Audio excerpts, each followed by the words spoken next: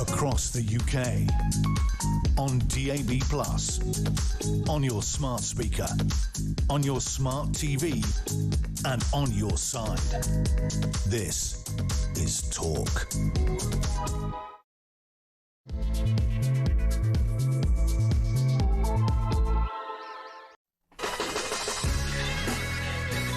Good morning and welcome to Morning Glory. It's 3 minutes past 6. I'm Mike Graham. It's Wednesday the 24th of September. We're edging ever closer, even more, into the autumn, into the winter, perhaps, of my discontent. It will certainly be the winter of Keir Starmer's discontent, probably the rest of us as well, knowing what he's got planned for us. Apparently on Friday, Keir Starmer's going to reclaim the British flag.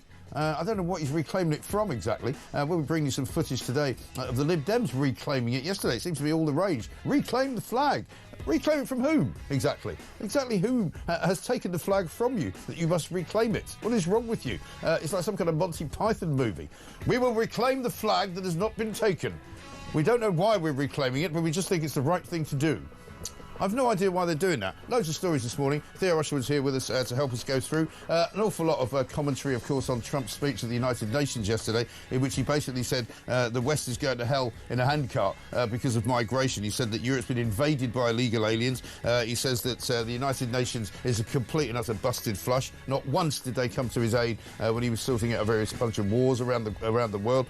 He also said that Sadiq Khan was thinking of bringing in Sharia law into London. He was one of the worst mayors in the history of mayors in the entire world. And also, as you might expect, the United Nations, acting like children and acting like sort of school boys and girls, decided to stop the escalator as he and his wife Melania were going into the building. And then they cancelled his teleprompter, none of which actually made any difference to him, but it just showed you what some of these leftists are like and how they operate. And there's now an investigation going on by the FBI into whether there was sabotage at the United Nations. So we'll be talking quite a lot about that. A lot of migrant stories doing the rounds this morning as well, including on the front page of The Sun.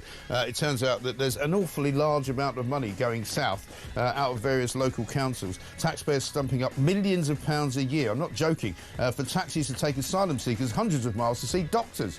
We've reported on this in the past because we've had people who drive taxis for a living call up and tell us that they've had to take people from places like Leeds to Newcastle, entire families taken to see a doctor, and then they wait for them and they bring them all the way back. Well, according to this story in The Sun, an exclusive, the Home Office coughed up nearly £350,000 a month for 6,000 journeys at just one firm. Absolutely extraordinary. So more money going south, as far as we know, because we can afford it. No, we can't. Also, of course, the Epping sex pest who was found guilty of molesting a 14-year-old girl is supposedly going to be deported, and rather than being sent to prison here. However, obviously, there's going to be problems with that. The one-in, one-out scheme still not working. They managed to get rid of one more person to Afghanistan yesterday via France, but still 4 out. Millions in, I'm afraid. A deportation backlog is going to take decades to clear. Front page of The Times, another line from Trump's speech. Shoot down Russian jets in NATO sky, says Trump. And here's one for you. There's more people now working in the parking business, giving tickets out and making billions of pounds than there are in the army. Brilliant, isn't it? This is, of course, Morning Glory. We've got much more to say, much more to do. This is the home of common sense. Let's get it on. Welcome to Wednesday morning, right here. Theo, very good morning to you. Very good morning. Thanks for joining us. Why don't we start with a very interesting story, which we've been doing for a couple of days now. It's on the front page of the Daily Mail.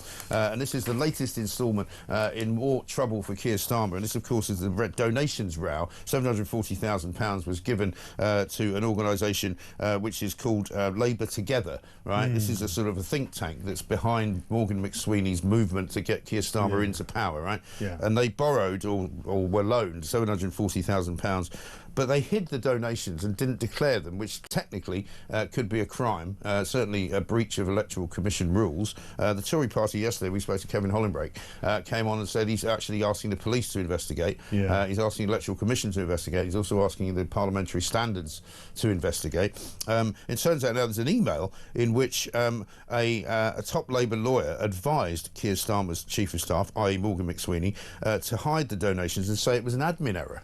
Yes, and that's because, of course, Morgan McSweeney had made the claim, according to the front page of the Daily Mail, that he'd been told that the donations totalling £739,492 didn't have to be declared. So the lawyer writes to him and says, well, can you substantiate that, please? And, of course, he was unable to substantiate it. So he said, well, why don't you Why you've got to say it's an admin error? Try and pass this off as that. And this is after the fact, right? So this is after they basically decided to hide the donation. He's now looking for a reason to justify hiding the donation. Yes, right? Yeah, essentially. And what you have to understand about Morgan McSweeney is that he's absolutely critical to the Keir Starmer project. It doesn't happen without Morgan McSweeney. Right. He picked Keir Starmer. Right.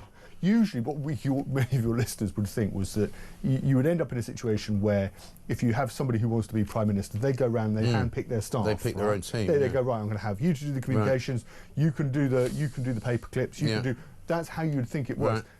This happened the reverse way around. What happened was that you had Jeremy Corbyn as leader of the Labour Party. This is going back to 2017, 2018. And running it into the ground. Running the party into the ground. And Morgan McSweeney's there with a group of sort of like-minded guys who think, well, actually, this can't go on forever and there's going to be life after Jeremy Corbyn. Do you think, and I'll ask you, because I think you've explained this to us before, and I'm not saying don't do it again, but do you think there was likely to be people who had known McSweeney from the Blair government in this group of people, like, for example, Peter Mandelson, possibly Tony Blair, and others? Yeah, of course. I mean, of course, it's saying, you know, Starmer's your man. Yeah, well, yeah, and he came to the conclusion that he had to take somebody from the front bench, right? So he looks around and he basically lumps with Keir Starmer. Yeah, I think he would be taking advice from all sorts of people. I think, you know, there's nothing yet to say, well, Peter Mandelson advised this or Tony Blair advised that, but absolutely he'd be taking advice from the great and the good within the Labour Party about who was most able and capable to lead the Labour Party after Jeremy Corbyn, and they came across Keir Starmer, and that's why if you take Morgan McSweeney out of the equation, and it's looking pretty dicey for him at the moment. Yeah. If you take him out of the equation, it's very likely that in quite short order, and as Dan Hodges, who I know appears on this programme, has put in on page 4 of the Mail, that actually Keir Starmer goes shortly afterwards because. He has no project manager, effectively, right? But he has no project. Yeah. It's worse than that. It's not his project. It's not his idea. It's not his grand plan. Yeah. It's Morgan McSweeney's. Right. So it's not even that he loses his chief of staff and he's going, OK, I've still got this great idea. I'm going to bring in somebody else to do it. The whole project belongs to Morgan McSweeney. Right. And that's why if you take him out of it, Keir Starmer's there without any ideas. There is no project. And that's of course, this is why politics is so fascinating in so many ways, because in any other situation, McSweeney might survive this. However, he's already holed below the waterline because of Peter Mandelson, because it was his advice that got Mandelson the job as ambassador. It was he who insisted on him getting it over and above other suggestions, and it was he who told Keir Starmer to defend him when the story first broke that he got these email connections. And it didn't go over to the Foreign Office. And the Foreign Office issues a statement saying, well, no, we didn't do the right checks. The other key ally that he's lost, and you know, Morgan McSweeney is now more isolated, is because, of course, he 10 days ago or so, he lost Paul Ovenden, who was his director of strategy, who's effectively his number two. So he's lost him. It also says in this piece in the Mail, in September 2021, the Electoral Commission found more than 20 donation law breaches by Labour Together and fined them 14,250. They'd explicitly told McSweeney in 2017 that he had to declare donations within a 30-day limit, and he didn't do it. So how can he say it was an admin error? He was told to do it, he didn't do it. That seems to me to be a breach of the rules, doesn't it? Yeah. Pretty straightforward. Yeah, I mean, it seems to be... Cut and dried. Sorry. Guilty as charged, I say. You know, if it goes to, you know, Kevin Hollinrake, I think he was saying on your programme, right? Yeah. You know, he wants it to go to the police. That's serious. Well, he's written a letter in which he says, in the letter, in writing, this could be possibly a crime. Yeah, and if it goes and if it goes all the way, you know, if the police start investigating, it's very difficult to see how, you know, they just judge that there's an investigation. How you can have the chief of staff to the Prime Minister in Number 10, working in Number 10, working for the Prime Minister, at the same time as there is an Well, let me take you back to the police investigation into the Downing Street parties. Remember that? Yeah. And people were falling down by the wayside because there was a police investigation before the result of that investigation had been finished. Because surely, if you're in the middle of a police investigation and you're supposed to be the chief advisor to the Prime Minister, you have to surely take yourself out of that job, don't you? Yeah. And as you say, many of the aides to Boris Johnson, isn't it? See the old project collapsing? Oh, happy days. You know, I get the feeling you're revelling in it. Well, Mike. yeah, I am, because they think they're so clever. They think they're so superior. Let's not forget, this is a government that came in saying that they were going to raise the bar on public service. They were going to be a government of service. They were going to put country first, party second. They were not going to have sleaze. They were not going to have anything dishonest. They were going to be transparent. All of the things that they said they were going to be.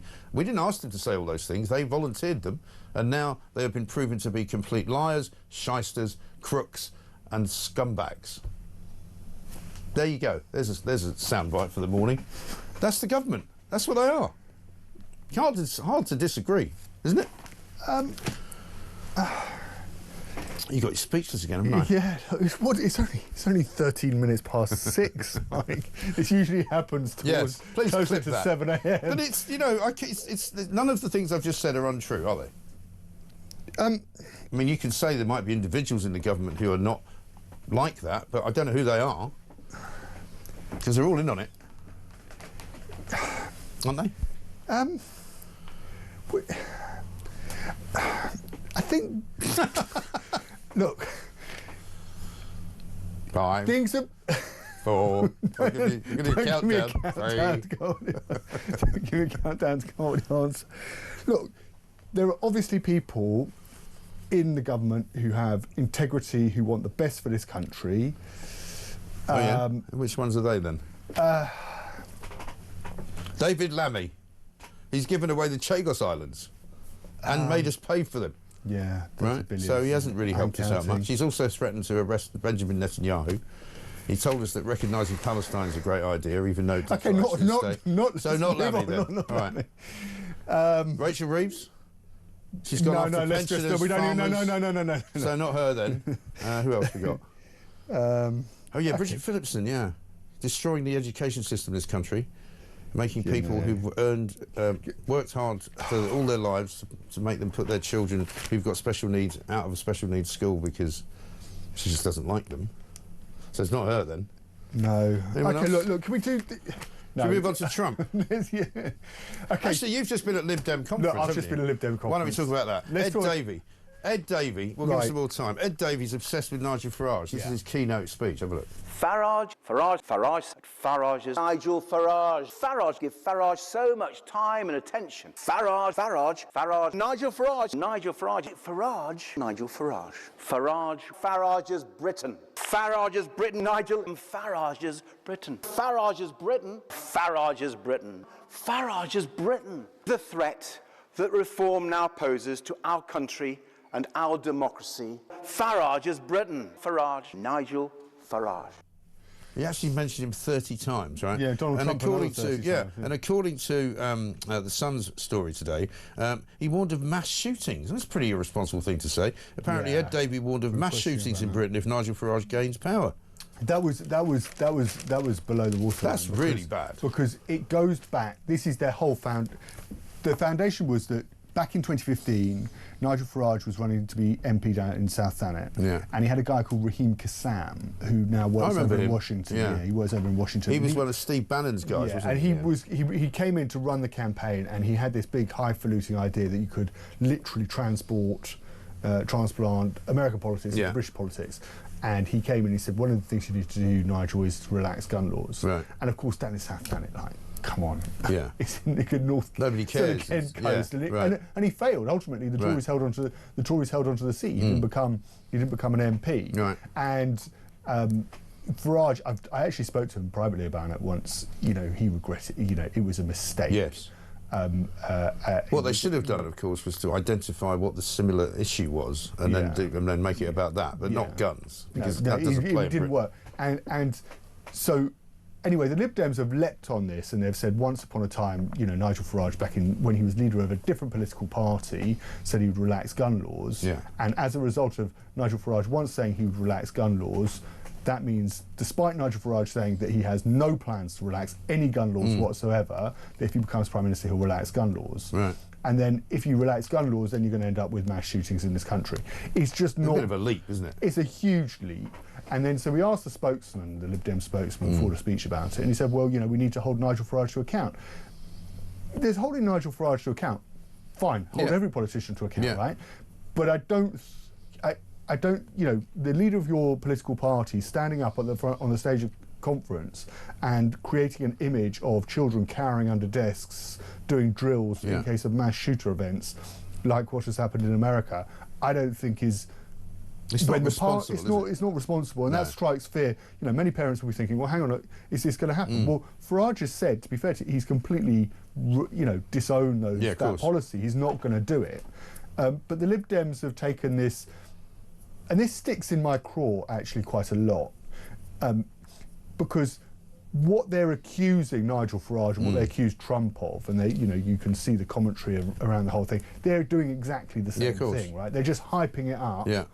To say something that's ostensibly... They're just throwing mud at a wall and hoping that it sticks, right? Yeah. That's really what they're doing. And what they're also doing is they're trying to, you know, they're not just chucking any sort of mud, they're going for, very similar to what the Labour ministers were doing, Peter Carr was doing, when it comes to saying, you know, Nigel Farage would stick up for Jimmy Savile if he was alive today. Right. And they're going for the lowest common denominator. Which is not going to do them any favours. No, because people are not stupid. No, and I think people will sort of think, hang on a moment, if you want to do high-minded politics, if you want to take the moral high ground, then play the ball, not the man. Right. But they're doing exactly the opposite. Also, I don't know what Lib Dem stand for any more than I did before they went to have their conference. I mean, you might be able to tell me. I don't know. And was there any policy on anything? Do they want to rejoin the EU? I mean, even they do. They don't say much about that. I think what's interesting, there were two takeaways I think that I got from it, is they're defining themselves now as just being anti-Farage, anti-Trump. They think that's the way to kind of scoop up disaffected Tories, disaffected Labour voters who don't want to vote for Nigel Farage. I think the second takeaway is there's a massive problem in that they are basing their vote particularly on Conservatives, and yet they will inevitably leap at the chance, you know, going on what Ed Davey has said, to prop up a Labour government. Yeah. We're going to end up, you know, we could end up in a situation where okay, Nigel Farage is Prime Minister, Reform win an overall majority, but we could also end up in a situation where Labour see their majority slashed. They don't have the majority in the House of Commons. Being the incumbent party, they get the first go at turning round to the Liberal Democrats and saying, hop into bed with us and support our government. And going by what Ed Davey said yesterday, that's likely. They would do that. They would do that. Principles. They would do that. The Lib Dems are famous for having no principles. They would do that. The last time they got into a coalition with the promise that they were going to reduce tuition fees, and then they didn't bother. And they're representing constituencies like, you know, they've got big people in places like their MPs in Maidenhead and Bicester and Woodstock. And I do wonder, in those Conservative seats where people actually believe in the idea of earning a crust, being able to hold on to your wealth and then pass it on to your children, how that's going to sit, but that's where the Lib Dems have their base now, right? How that's going to sit with Ed Davey propping up somebody who's probably going to end up being more left-wing than Keir Starmer and Rachel Reeves when it comes to raising taxes on wealth. And I think there's a fracture there that is only going to, in their whole mindset and their whole policy, that's only going to get broader. But if you vote, the argument I think from Reform, and I think this is going to hear more from Farage, is, you know, you vote Lib Dem, you're going to end up with Labour. Which is what you absolutely don't want. Let's not forget, they're also reclaiming the flag, as we mentioned earlier, and here is what a Lib Dem conference in 2025 now looks like.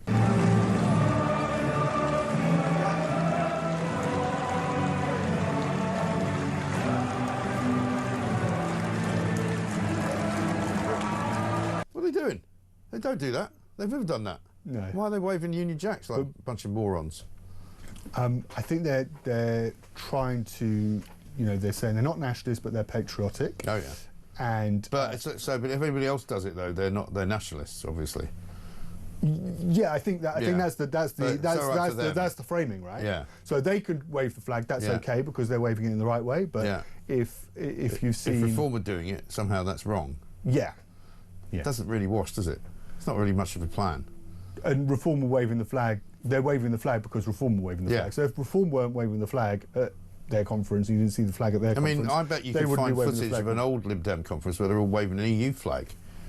Because that would have been more their style. Yeah, I mean, that would at least be consistent. See, if you go back to 2017, and I was at the EU ambassador to Britain held a drinks reception at the Marriott Hotel at the Lib Dem conference. Yeah. So you know the ties are strong. Yeah, of course. Between the European Union and the Liberal Democrats. Of course they are. This from Mark in East Yorkshire. Good morning, Mike. I've just driven through the small hours from York to Newcastle Airport, from where I'm heading to another jihadi supporting state, Portugal. The journey summed this country up. Motorway in total darkness, service area unlit. I can hardly see to walk from the car park to the service building. Trump is right. The UK is a dark place. Keep banging the drum. It's a great show. I mean, sometimes you just wander about in Britain and you think, what is going on? You know, why does nothing work? Why is there such a problem with everything that we're trying to do? Everything seems to be broken. One story from yesterday that we did, of course, the Wetherspoons story, which was in the Surrey Quays Wetherspoons. People were being asked to queue behind one another in order to get a drink. Apparently, Tim Martin was listening and they basically ditched the whole idea. David in New Cross says, Tim Martin must have heard you yesterday. Spoons have ditched the queuing system in Surrey Quays. But this isn't. I've been to the pub. I've been to a couple of pubs recently. It's not just Wetherspoons. No, I know. Lots of pubs. Oh, I know. And you go in and you have like a line. I walk to the straight till. out again. I walk straight out again. I won't go to a pub like that. I always thought that part of the jeopardy of going to the pub was, you know, having the competition of trying to get the barman or barmaid. Gen Zers don't like that. You have the you're at the bar, you've got your elbows out, you've got your cash there, and you're trying to get the attention to get your. And if you leave a tip, then you go back and you get. This started during COVID, of course, because that's when they used to have. But people. That's part of the game, isn't it? Going to the pub. Yeah, but you see, you're too old now because young people apparently are too frightened to get into that kind of And then you can, then you get to kind of like if you get in first, you get to kind of go, oh, got you there. Yeah. And then if you get really, right. Or you can have friends and you'll go, I'll get you while I'm here, I'll get you one, you can do it like that, you know. Anyway, so another victory for the home of common sense. 24 minutes past 6. Theo Rushwood and I back after this.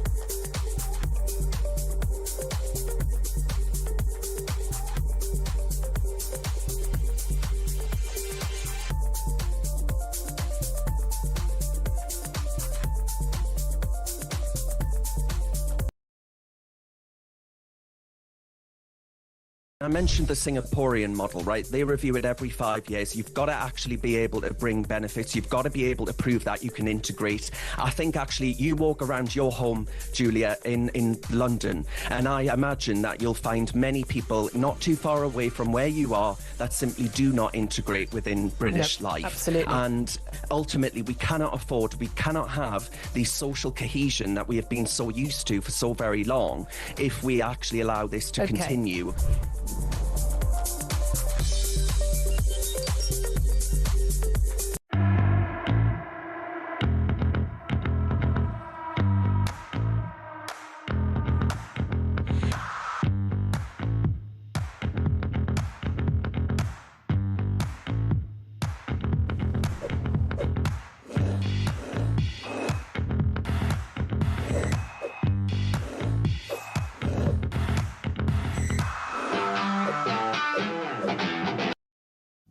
across the UK. On DAB+, on your smart speaker, on your smart TV, and on your side. This is Talk. Welcome back to Morning Glory, 27 minutes past 6. It's a little bit dark out there, a little bit chilly, you know, it's a bit autumnal, you might say. I don't know what it's like where you are, but you can always let us know. We've got loads to tell you about this morning, though, including all sorts of stories. The Times have got a story saying that there's billions of pounds being made every single year now by parking officials. Parking councils have now hired more people to actually administrate and to give tickets out for parking offences than we have in the armed forces. Quite an extraordinary story, we'll get to that. Also, 4 in 10 people in Britain apparently don't get enough sleep. I'm not one of them. I don't need much sleep, luckily. I don't know about you, Theo, but people say they're only having 3 or 4 hours sleep a night. I mean, that's I know not enough. How much? I mean, I sort of sleep 6 or 7 hours a night. Yeah, I would think I usually get somewhere between 5 and 6, which is usually enough. And then I try and get a nap somewhere during the day. Also, remember that guy that was done for trying to stab somebody outside the Turkish embassy, the Muslim assailant with a knife? You can actually see him. We'll show you this later. He's been given no jail time. He came out threatening to kill this guy, and he's trying to stab him. He kicks him. You know, the guy's trying to burn a copy of the Quran. It's just horrendous, but he doesn't go to jail. It's a suspended sentence. I can't understand. Incredible. But let's talk about Donald Trump, because he's the main man on the front pages this morning as well. Daily Telegraph and the Times. Trump says West is going to hell over migration. Let's get the first clip. When your prisons are filled with so-called asylum seekers who repaid kindness, and that's what they did. They repaid kindness with crime. It's time to end the failed experiment of open borders. You have to end it now. See, I can tell you. I'm really good at this stuff. Your countries are going to hell. Any system that results in the mass trafficking of children is inherently evil. Yet that is exactly what the globalist migration agenda has done, and it's what it's all about. I mean, a lot of people in this country saying, you know, he's absolutely nailed it. Trump has got it in one. You know, he can't, you know, be criticised in any way, because you can just look around. Look at France, you look at Germany, look at Italy, look at Spain. You know, take your pick of any European country, and they've all been affected by immigration. You can't argue with it. You can say, oh, we really like the, you know, the mixed kind of cultural aspect of it, but to be honest, it's gone wrong everywhere. Who's saying, what I'm struggling with is who's saying there isn't a crisis in the English Channel? Who's saying that it's actually fine? Well, he's not talking about the English Channel. He's talking about Britain. He's talking about the country. Who's saying? No, but what I'm driving at is that who is saying at the moment that actually the immigration crisis in Europe is all fine, that we should take more people? Well, nobody is saying, for example, what he's just said, which is that immigration... No, they don't like what... Immigration, no, but he's saying immigration has made the West go to hell. That's what he said. Yeah, nobody's saying that. And there are lots of people who don't like what he's saying. But what's really interesting about this is, what I think is, there's nobody who's saying the opposite. Right. Oh, there are. You'll find plenty of people. I mean, there are a few lawyers on the left. You'll find plenty of lefties and plenty of people in the Labour Party who still think that actual immigration is a good thing, and that multiculturalism is a good thing, and that bringing more people in to do more low-paid jobs. Ordinary people, because... Well, ordinary voters, of course, are with us. Right, because we've been saying the same thing literally for a long time. Because what I found, this is, I won't bang on about it because not everybody wants to know about the Lib Dem conference, right? But what I found really interesting... There'll be plenty of Lib Dems who don't like it, right? What Trump's saying.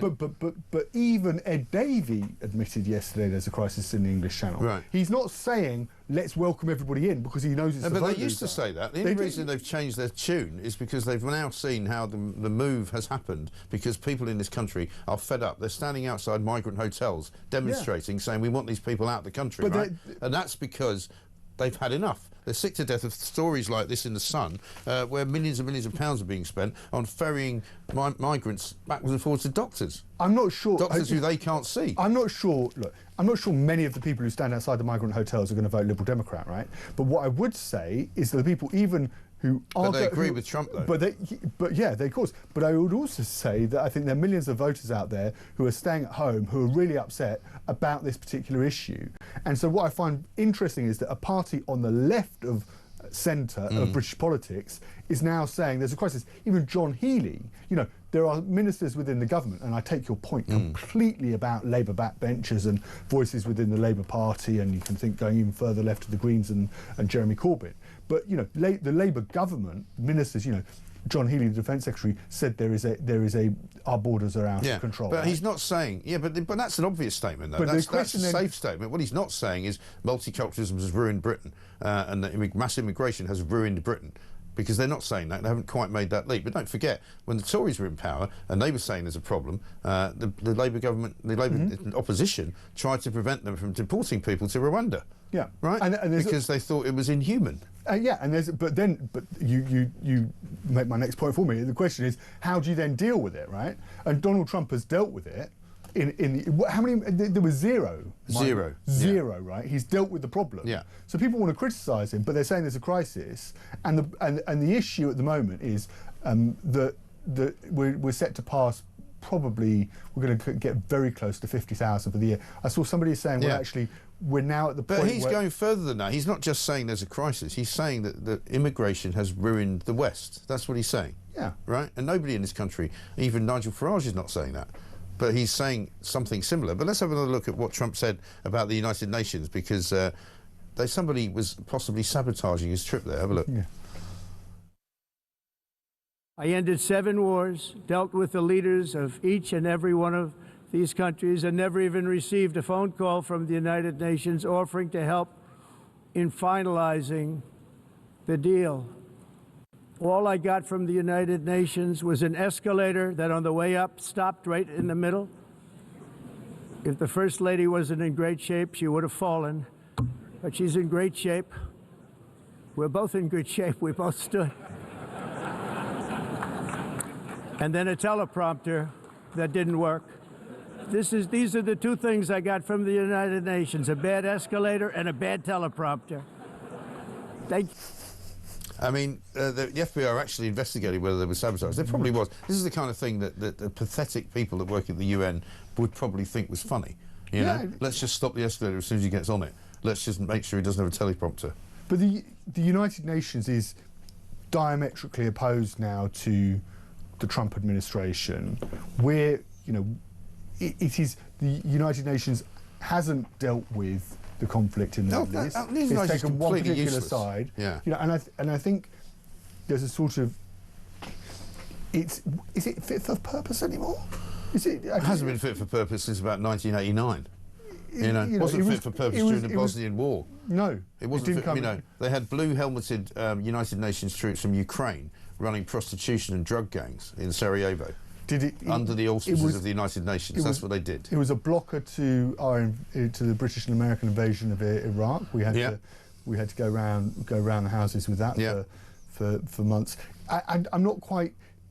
I almost feel sorry for Donald Trump, because it's like he's gone there. It's a hostile environment for him. Right? Yeah, it is. He wants to get stuff done, and you know you've got these.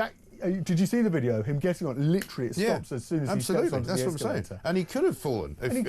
He's not a young man. Have a look at what he said when he found out the teleprompter was broken. I don't mind making this speech without a teleprompter, because the teleprompter is not working.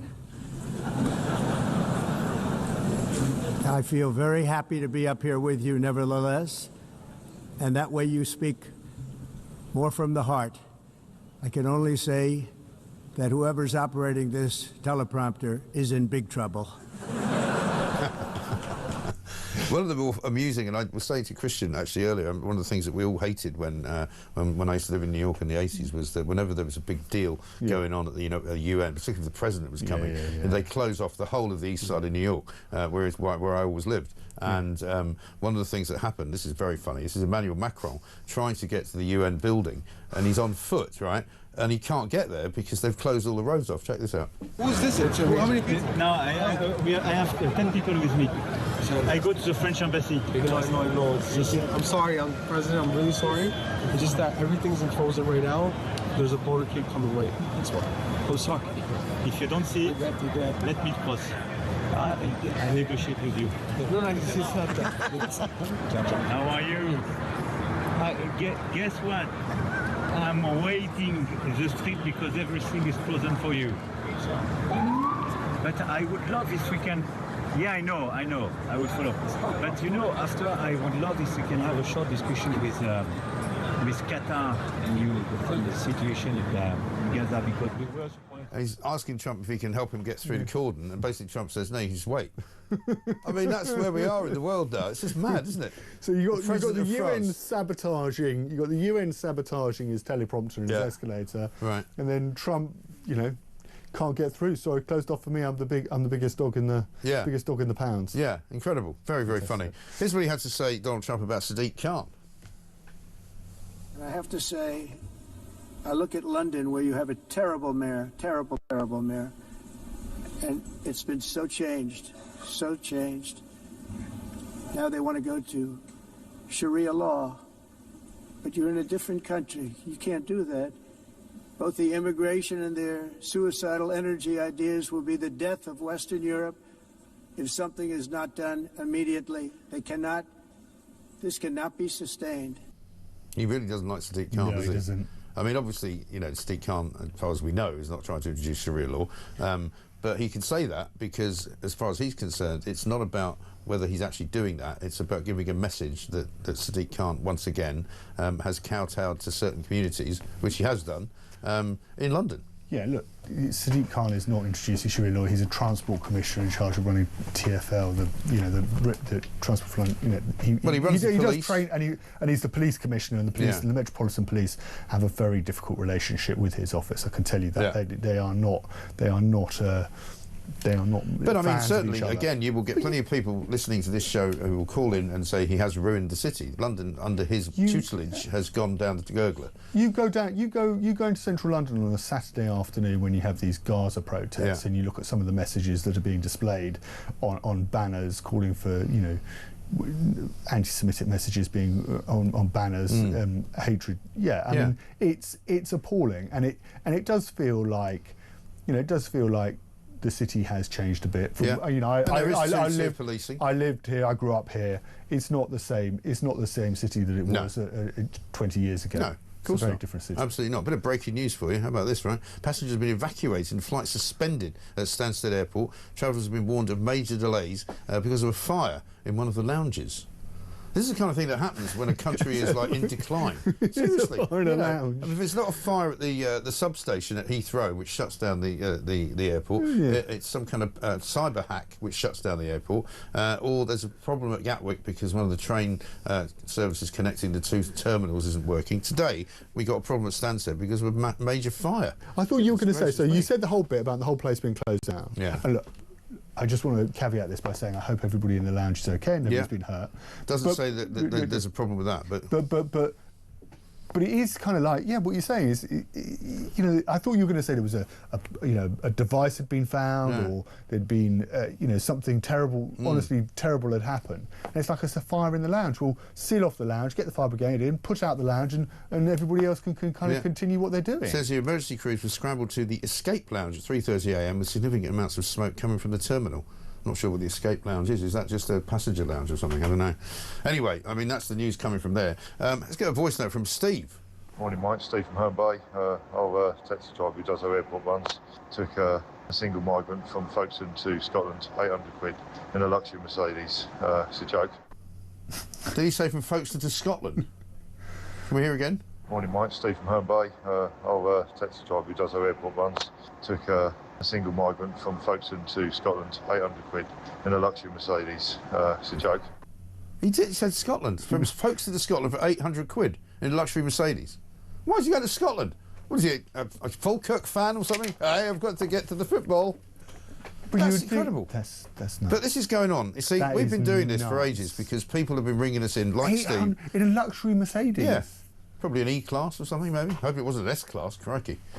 How about this from Andrew Neil? He put this out last night because we've got a load of migrant stories. We're going to do them all in a minute. Home Secretary suffers humiliating defeat, refused permission even to appeal against the blocking of an Eritrean migrant's deportation to France under the one-in, one-out scheme. Labour in opposition cheered on the courts when the Tory government was similarly thwarted. Labour-inclined lawyers and judges have championed judicial activism and growing lawfare. It is being hoisted by its own petard. And he's right. This is another case of they've managed to get one more person out who's apparently going back. Where are we up to now? 4. Yeah, so this is 4 people in approximately a week and 2 days. So. And have they released the figures? I haven't seen the numbers about how many people have come to this country. No, there was supposed to be a flight that was going to come in on Saturday from France. It didn't come. So I think the French are just waiting till there's a bit more than 4, and then they put more people on a plane. But the 5th one, who's an Eritrean, is now not going.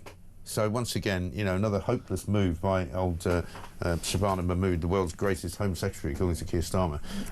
So there we are. We've got a couple more things to do. 6:42.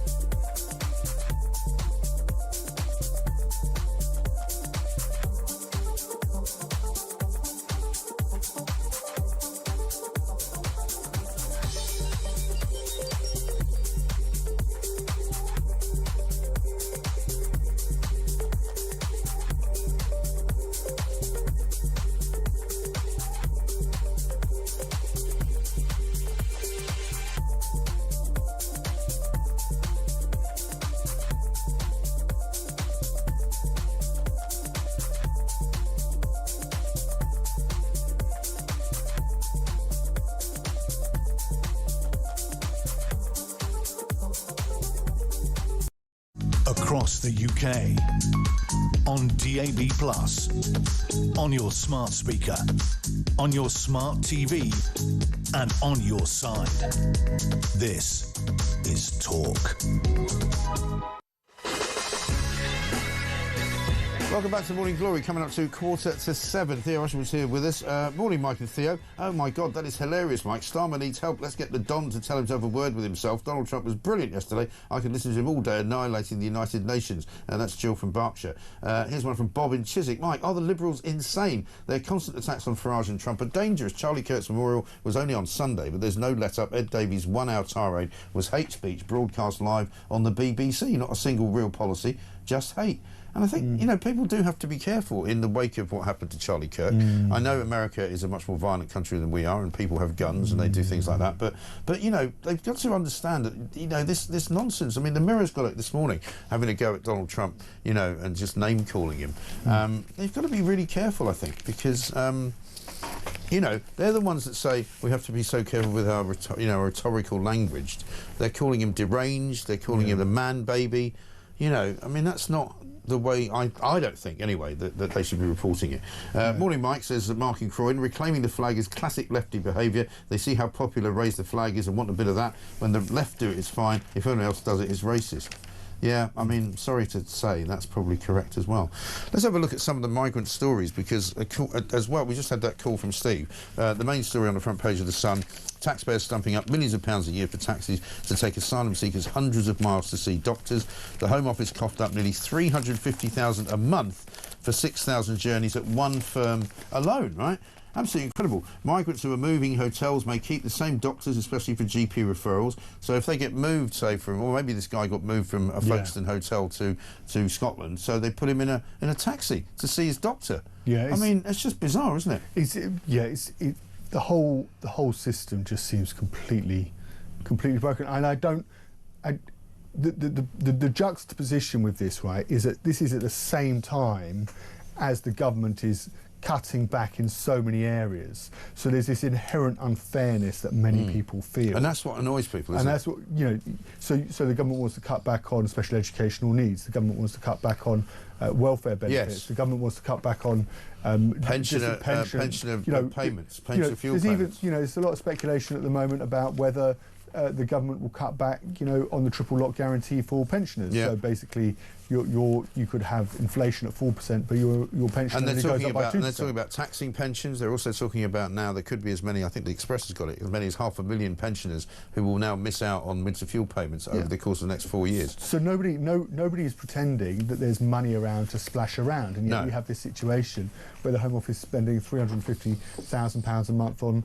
hotels on taxis for migrants, which is, it just seems like the government has its priorities completely wrong. And I think, and this is what people are angry about, and this is why they're outside hotels, and they were outside Epping Hotel again, the Bell Hotel, because this guy who was found guilty and sent to prison, Ethiopian Hadush Kibatu, the 41-year-old who was jailed for 12 months, he's a guy who tried to kiss a 14-year-old schoolgirl and then groped a woman who tried to come to her aid. They're now saying they're going to try and deport him, but of course, if they do that, he won't be locked up when he gets abroad, back to wherever he's going, and they may not be able to do it anyway.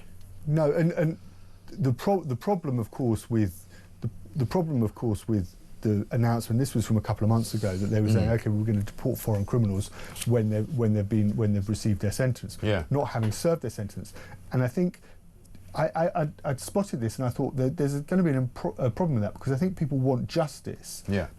That actually people need to be serving time, but of course we have no jurisdiction over whether Albania or Eritrea or Ethiopia or whatever locks somebody up for a crime they've committed in this country. And in all probability they probably won't. I mean, I think you're right, but there might also be a larger body now of people who say, do you know what, let's just kick him out of the country, because it's a sentence that he's going to serve for 12 months. He'll be out probably in 7 months, even if he was to go to prison. Here again?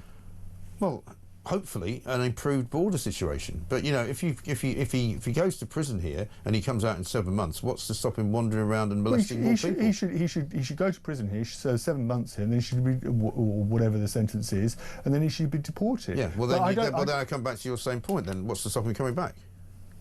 The problem is we've got a weak border. Make the border strong, and then you can kick people out, and they'll never come back. That's the way it should work. But at least. Look, maybe I don't know. You're going to leave me speechless again. But I would think that the public would have greater confidence in the system if an individual like this goes to prison and serves a decent amount of time in prison. I don't think 7 months. 7 months is not enough. No. And I think most of the people I speak to over the course of the last 2 years would say we've got 12,000 foreign prisoners in prison. We keep being told we haven't got enough room to put proper, criminals in prison. Get rid of the 12,000, kick them all out, kick them back to their countries, and then put some proper criminals from this country in our prisons, because we want to make the streets safe for our families. Don't we? But of course, and we've seen that. You saw that video of the guy with the knife, and you were talking about that, the guy with the knife wielding it, slashing it around, he was spared prison. Yeah, he's got a suspended sentence. Suspended sentence, which seems just crazy. It is crazy. But that's because he's a Muslim, of course. Morning, Mike. The only ones in number 10 with the integrity, says Stephen Kimberley, are Larry the Cat and the Tea Lady. That's probably right. Although Larry the Cat's got a lefty Twitter account, which is run by some bozo who's a mate of James O'Brien's. I've heard. Always having a go at me. Dave in Colne says, morning, Mike. When Two Tier said country first, party second, it looks like he's U-turned again. Dinner party first, stuff the country second. Exactly right. What are we going to do next? We've got loads more to do. Let's do highest inflation in the G7. Another triumph for Rachel Reeves coming next.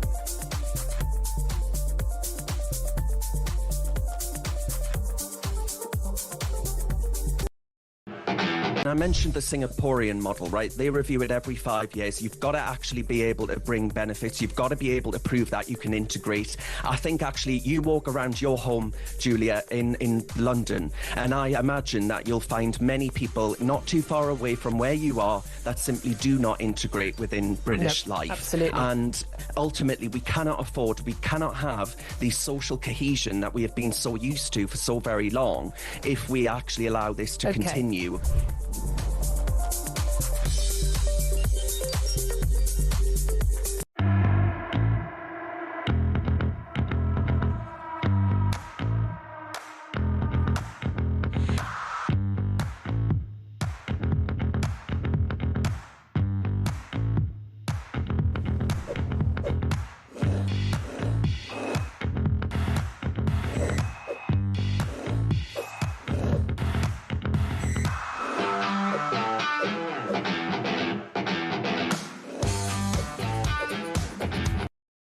Across the UK, on DAB+, on your smart speaker, on your smart TV, and on your side. This is Talk. Welcome back to Morning Glory. I'm Mike Graham. It's coming up to very nearly 5 minutes to 7. Theo Osherwood is here. We're going to talk about how the UK is set for the highest inflation rate in the G7 in a second. But how about this? There's a new tweet we want to show you. And this is from Keir Starmer. He says he's doing an awful lot of stuff that we didn't know about. Today, we are really pleased to introduce this law. I really appreciated you fulfilled your promise. It's been such a long, long journey. At last, we've had a government who is behind us. This is what you get when you have a government that works with other governments across the globe. Renewable energy, jobs, lower energy costs, independence. This is the biggest upgrade in workers' rights in a generation. We've got record investment into this country, measured in over £100 billion. It will open new opportunities for small businesses like mine. This deal empowers us to broaden our reach. So today, to revive the hope of peace and a two-state solution, I state clearly, as Prime Minister of this great country, that the United Kingdom formally recognises the State of Palestine.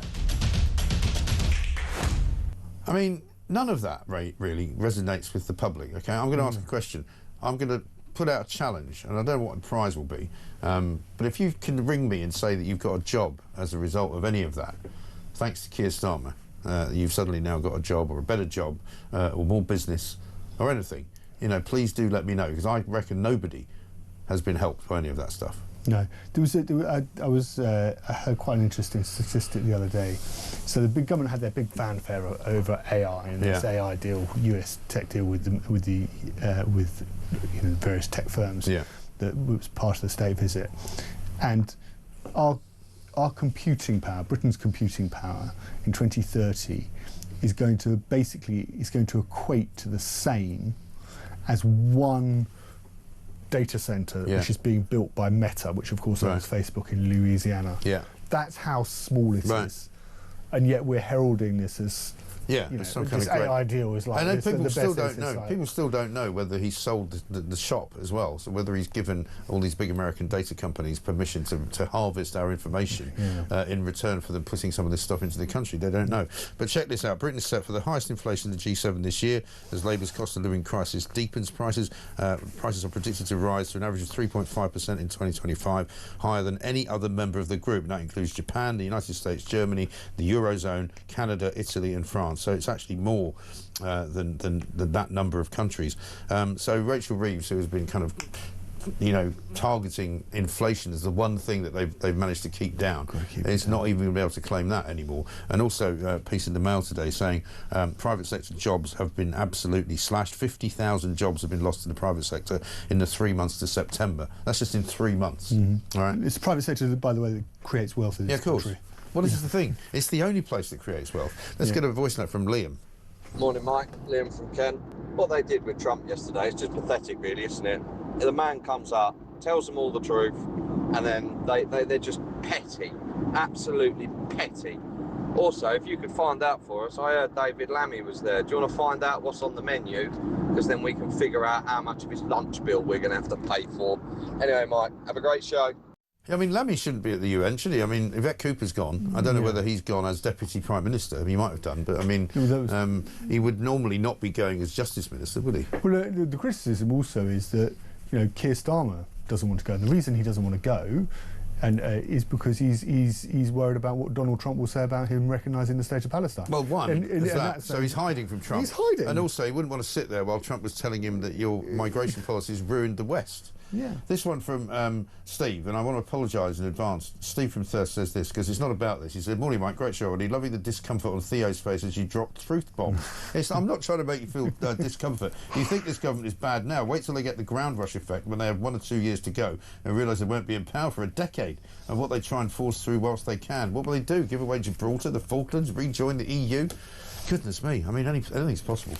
Anyway, listen, great to see you, Theo. Yeah. Thank you very much indeed. We'll see you again soon. Who knows what will have happened to Morgan McSweeney by the time I see you again. I suspect he might be out of a job. Coming up in the next hour, we've got loads more to tell you about. There's lots more stories about the migrant problem. The deportation backlog is going to take decades to clear. Also, we'll talk about parking as well and how much money is going through the council coffers. Billions and billions of pounds of your money to pay for it. This is Talk. Morning Glory, back after the news.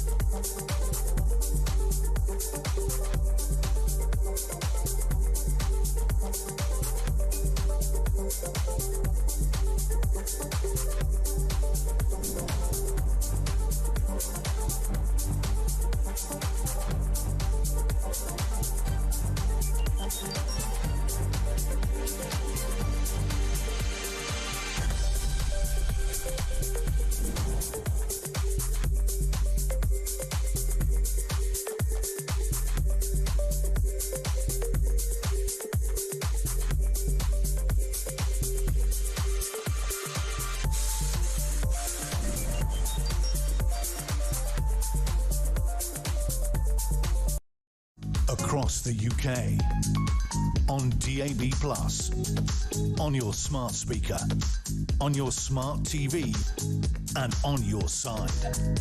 This is Talk.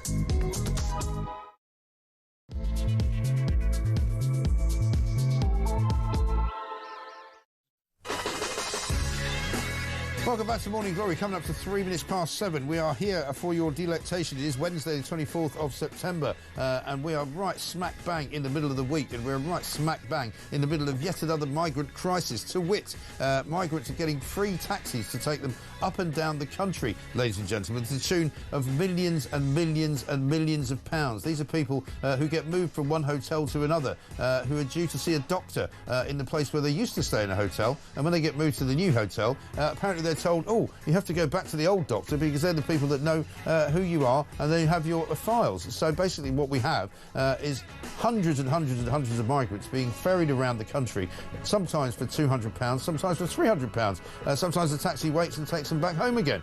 We had a call this morning from a taxi driver down in Herne Bay in Kent, a guy by the name of Steve. This is his story. Morning, Mike. Steve from Herne Bay. Our taxi driver who does our airport runs took a single migrant from Folkestone to Scotland, £800 in a luxury Mercedes. It's a joke. Folkestone to Scotland, ladies and gentlemen, in a luxury Mercedes, £800 for that. How much is that for a taxi? I wonder if you gave him a tip. 10%, £880. I mean, absolutely extraordinary stuff. Meanwhile, another blow to, what's her name, Shabana Mahmood, the Home Secretary's plan for the one-in, one-out brigade. They've managed to send one more person this week so far, who's an Afghan refugee, who's gone back to France. They means how many? We're 1, 2, 3, 4. Yeah, the guy with the clicker has gone 1, click, 2, click, 3, click, 4, click, 5. Oh, sorry, no, the fifth guy, no, he's not going. Eritrean, he's going to stay here because apparently she's been told that, no, she can't appeal the fact that he's going to be allowed to stay here for the rest of the time because you can't send him back to Eritrea. I don't know why, because he's got, I don't know, one ball missing or something. No idea. The point is he's not going. Meanwhile, the deportation backlog will take decades to clear, we are told, because that's all very bad news. And the Epping sex pest, remember the guy that molested the 14-year-old girl? He was sentenced to 12 months in prison just the other day. He's the guy that was staying in the Bell Hotel. Apparently they're going to try and deport him as well. But they'll probably fail because he'll probably say that he can't go back to the country of his origin, which I think is Ethiopia, you know, Angela Rayner's favourite place, because, I don't know, he doesn't like the sausages there or something. 0344 499 1000 is the number. We'll talk about Donald Trump. He made some incredible points in a speech at the United Nations yesterday where they tried to sabotage him by stopping the escalator he was on and then by making his teleprompter fail. Didn't make any difference to him. He still came out with the line that basically the West is going to hell thanks to illegal migration and all sorts of other migration as well. Meanwhile, Rachel Reeves is facing another £30 billion black hole, and Britain is heading to be the highest inflation rate country in the G7. She's not going to be too happy about that. And meanwhile, a Muslim knife man, who you might remember came out and attacked a bloke who was burning a Quran outside the Turkish embassy, threatening to kill him, slashing away at him with a knife. He's not going to prison. Why? He got a suspended sentence. Brilliant. 0344 499 1000. This is Morning Glory. Let's get it on. Almost as if I knew when the music was going to stop. Bit of breaking news for you. If you're heading to Stansted Airport this morning, if you're going to pick anybody up from there, passengers have been evacuated, flights have been suspended, travellers have been warned about major delays because of a fire in one of the lounges there. Emergency crews were scrambled to a place called the Escape Lounge at 3:30 this morning with significant amounts of smoke coming from the terminal. So I'm afraid if you're planning on getting out of the country that way, it ain't going to be happening anytime soon. Let's not forget Stansted, of course, was where Air Force One landed and took off from.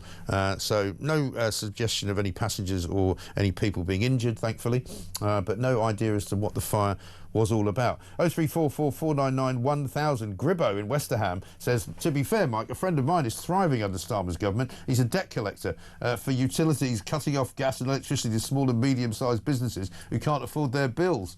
Yeah, well, business is probably booming for him. Morning, Mike. Just a thought. If every migrant we try to deport has to have a court hearing, maybe the judges could hear the case in the departure lounge, speed up the process and save taxpayers' money. What a great idea. Well, you know, one of the holding sort of detention centres is in or very close to Heathrow Airport, and there was a reason for that, because they would put people there with a view to deporting them fairly quickly, in short order, as Keir Starmer would say. Basically, as soon as they got denied the right to stay. On the subject of queuing at the bar, Mike in Selby says, Mike, when stood at a bar waiting to order a refreshing pint and the bar person asks you what you would like, nothing is more British or welcome than pointing to the customer next to you and telling the staff that that person was next, not you. It's what separates us from the savages, and it is absolutely, if you cannot do that as a polite gesture, perhaps you are not an Englishman. Yeah, well, there's possibly that going on as well. Lots more to talk about, but let's welcome Joanna Bell this morning, political commentator. Joanna, very nice to see you. How are you doing? Good morning, Mike. How are you today? I'm not happy today because I've seen how much money we're spending on these bleeding migrants, ferrying them backwards and forwards around the country. The Home Office coughing up nearly £350,000 a month in 1 month for 6,000 journeys at just one company. This is outrageous, isn't it? Would it not be cheaper to just employ a doctor? You know, these prices... Yeah. It's crazy. Some guy was saying, listen, I offered to take a train, and they had to get a taxi because what I read was that the hotels are organized, the hotels that we're paying for these migrants, they're organizing the taxis too. Yeah. So it's a big racket, and you know, £600 round trip. I mean, these types of costs, they'd make Marie Antoinette blush. I know. I mean, we had a guy ring in this morning. I don't know if you heard, just as I was starting the hour there, Steve in Herne Bay. He said he took a guy from Folkestone to Scotland, 800 quid in a luxury Mercedes sedan, right?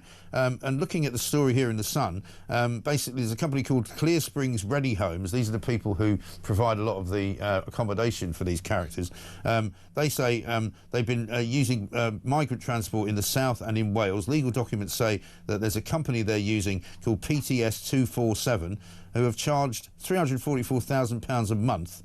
And they charge at £1.85 a mile. They're now suing Clear Springs over £2.75 million in unpaid invoices. I mean, that's a taxi bill. £2.75 million. It's just unconscionable. I mean, this is taxpayers' money. This is all coming from the taxpayer. How can the government explain that type of money? I mean, you couldn't make it up. And why are its own citizens being treated worse than migrants off a boat? I mean, that's the question we need to ask.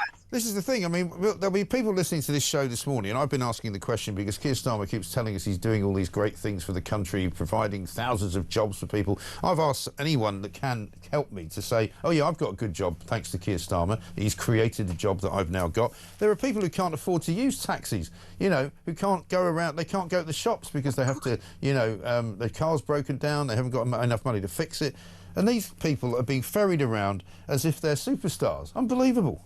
Listen, they have no intention of dealing with illegal immigration. You know, they don't want to do it because their friends are in the judiciary. They're all making money off it. Yeah. I mean, Epping Council took they took the planning to court, didn't they? Take for the Bell Hotel. Yes. They won that, and then the government appealed. Yes, they did. And stopped them from moving them out of that hotel. So what are you meant to do in this situation? The government saying one thing and doing another thing. Yeah.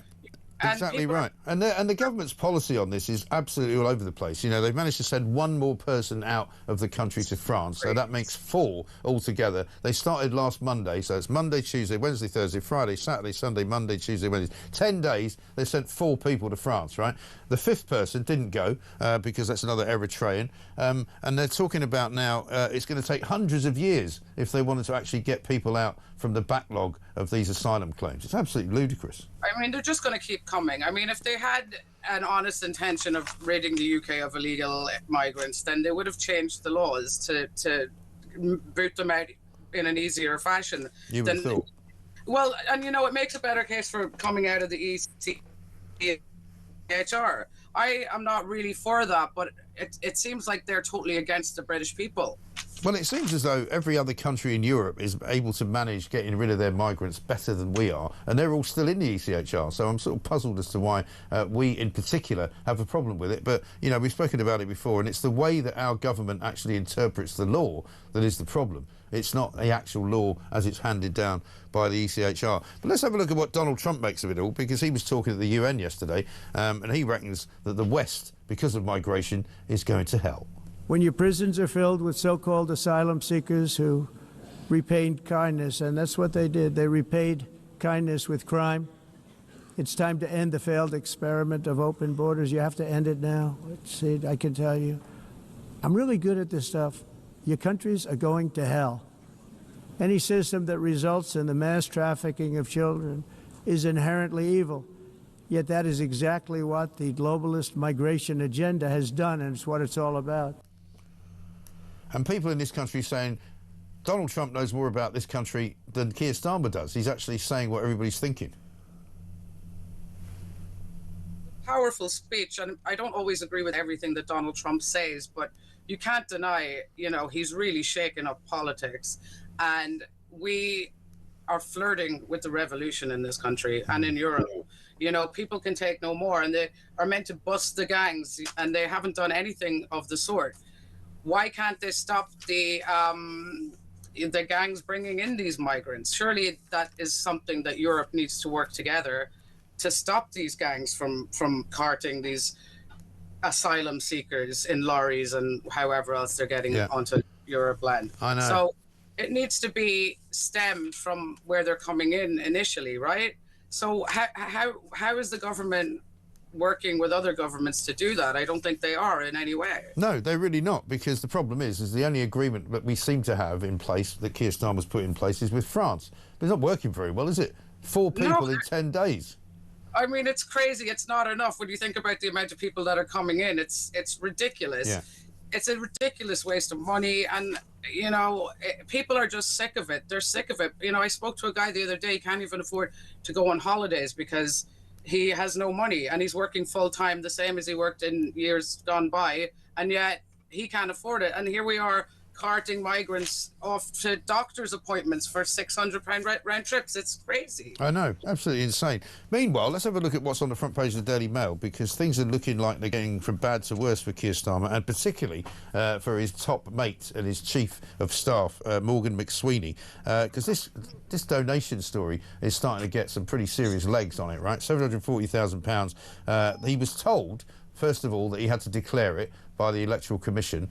He didn't declare it, and then he gets told by a legal source, a top Labour lawyer, oh, just pretend that it was an administrative error and you'll get away with it. Well, he's in a bit of trouble now. Well, what happened to all this honesty and transparency? They're mired in sleaze, and they're only in the job 14 months. It's ridiculous, isn't it? I mean, I think Morgan McSweeney's done for, don't you? 100. Well, I think Keir should be done for too. Yeah. You know, he's the one. His judgment is terrible.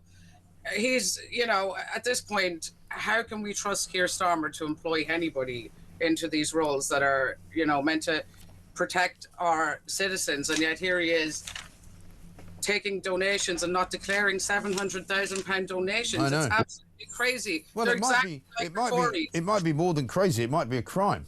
Because the Tories have now asked for the police to intervene, the police to investigate.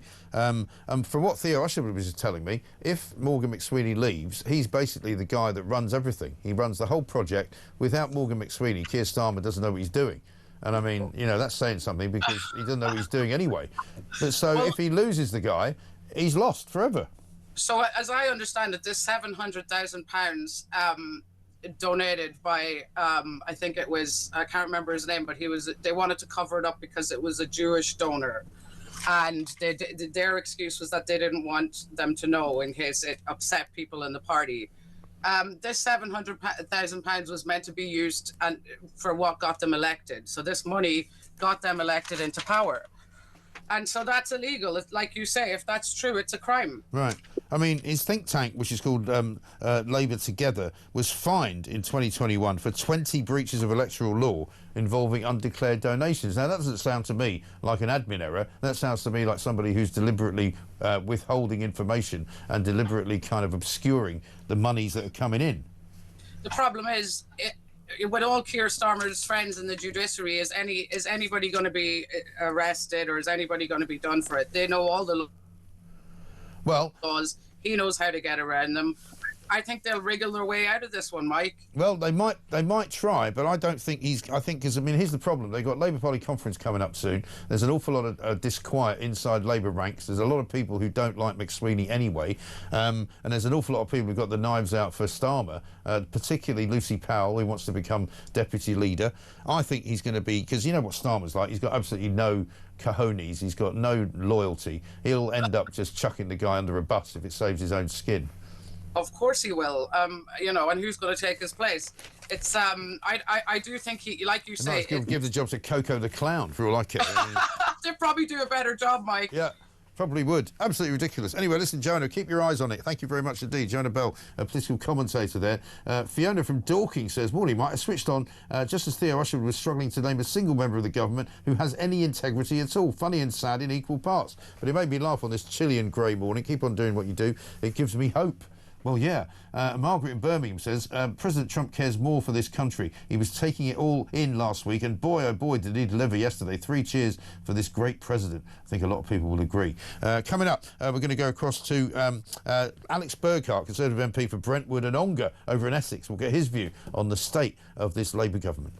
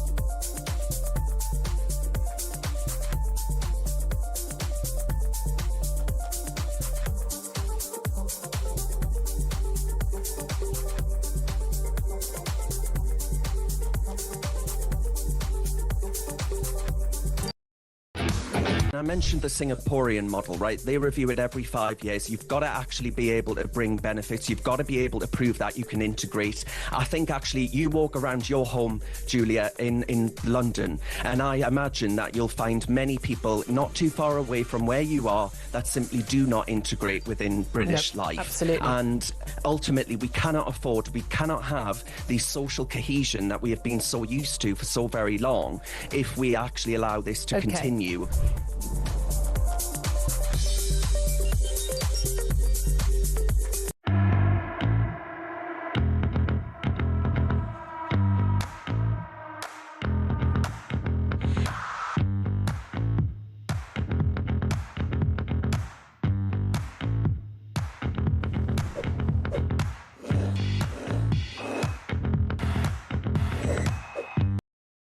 Across the UK, on DAB+, on your smart speaker, on your smart TV, and on your side.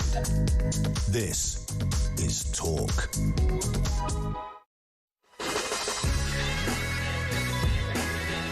Welcome back to Morning Glory. I'm Mike Graham with you all the way through, of course, until 10 o'clock, when Julie Hartley-Brewer will be taking over. Let's get a voice note from Matt. Morning, Mike. Matt in Hove here. So we've got this Ethiopian migrant, this disgusting monster from the Bell Hotel, found guilty, sentenced to 12 months, and we can't deport him. We can't deport someone that's been found guilty of such a disgusting crime. We've got Albanian drug dealers that can't be deported because their kids like chicken nuggets. We've got story after story of criminals that we can't deport. We've got 12,000 in the prison system that can't be deported. But if we did any of this in another country, we'd be deported immediately and never allowed back. Why is it that we can't do anything? Why are we such mugs? Like, why can't we deport people, but everyone else does it? It doesn't make any sense. Well, none of it makes any sense, does it, Matt? That is the big problem. We'll speak to Alex Burkhart in a moment. This flow from Karen, because we've been reporting this morning on the big story in The Sun about taxpayers stumping up millions of pounds a year for taxis to take asylum seekers hundreds of miles to see doctors, right? Incredible. The Home Office coughed up nearly £350,000 a month for 6,000 journeys at just one firm alone. Incredible. And there's a lawsuit going on between this one particular firm and Clear Springs, which is one of the sort of migrant hotel contracted companies, for £2.75 million for taxi fares that we are paying for, the taxpayer is paying for. Karen says, this morning, Mike, I had to get trains to the hospital for my cancer chemo, even though I could barely travel, being so ill. I was told to get a taxi and I could reclaim the money, but not being on benefits, I couldn't, because I was working. Also, regarding migrants not changing doctors, everyone else has to live in the catchment area for the surgery. Why are they allowed to keep the same doctor? Well, again, like Matt said, it doesn't make any sense. Let's talk to Alex Burkhart, Shadow Chancellor of the Duchy of Lancaster, because more bad news for the Labour government this morning, and also, financially speaking, more bad news. Apparently, we're going to have the highest inflation in the G7 very shortly. Alex, very good morning to you. Yep. Morning, Mike. Thanks for having me on. Yeah, not at all. Let me ask you first of all about this email scandal on the front page of the Daily Mail, the donations row. We spoke to Kevin Hollingbrake yesterday, who told us that he'd written not only to the Electoral Commission but also to the Parliamentary Standards Authority. He said he thinks there might have been a crime committed here. It's looking more and more like very, very big trouble for Keir Starmer and Morgan McSweeney, isn't it? Absolutely, Mike, and this is really serious. So the story so far is that Keir Starmer had this big campaign organisation called Labour Together, which helped get him into power, helped him get the leadership of the Labour Party. It turned out that a lot of the donations they received were never declared. And this was unearthed a little while ago, but what it now turns out, new information has come to light in the past few days that shows they probably deliberately withheld that information from the Electoral Commission. And that's a criminal offence. So the implication is that the Prime Minister's right-hand man broke the law, deliberately broke the law. But also, we've now discovered that the Prime Minister did not declare any of the services that he received from Labour Together to the parliamentary authorities, which is again an incredibly serious breach of protocol. So there are major questions hanging over both of these men this morning, over their judgment. And this is just off the back of the whole Mandelson-Epstein saga, which we were dealing with only about a week ago. Yeah.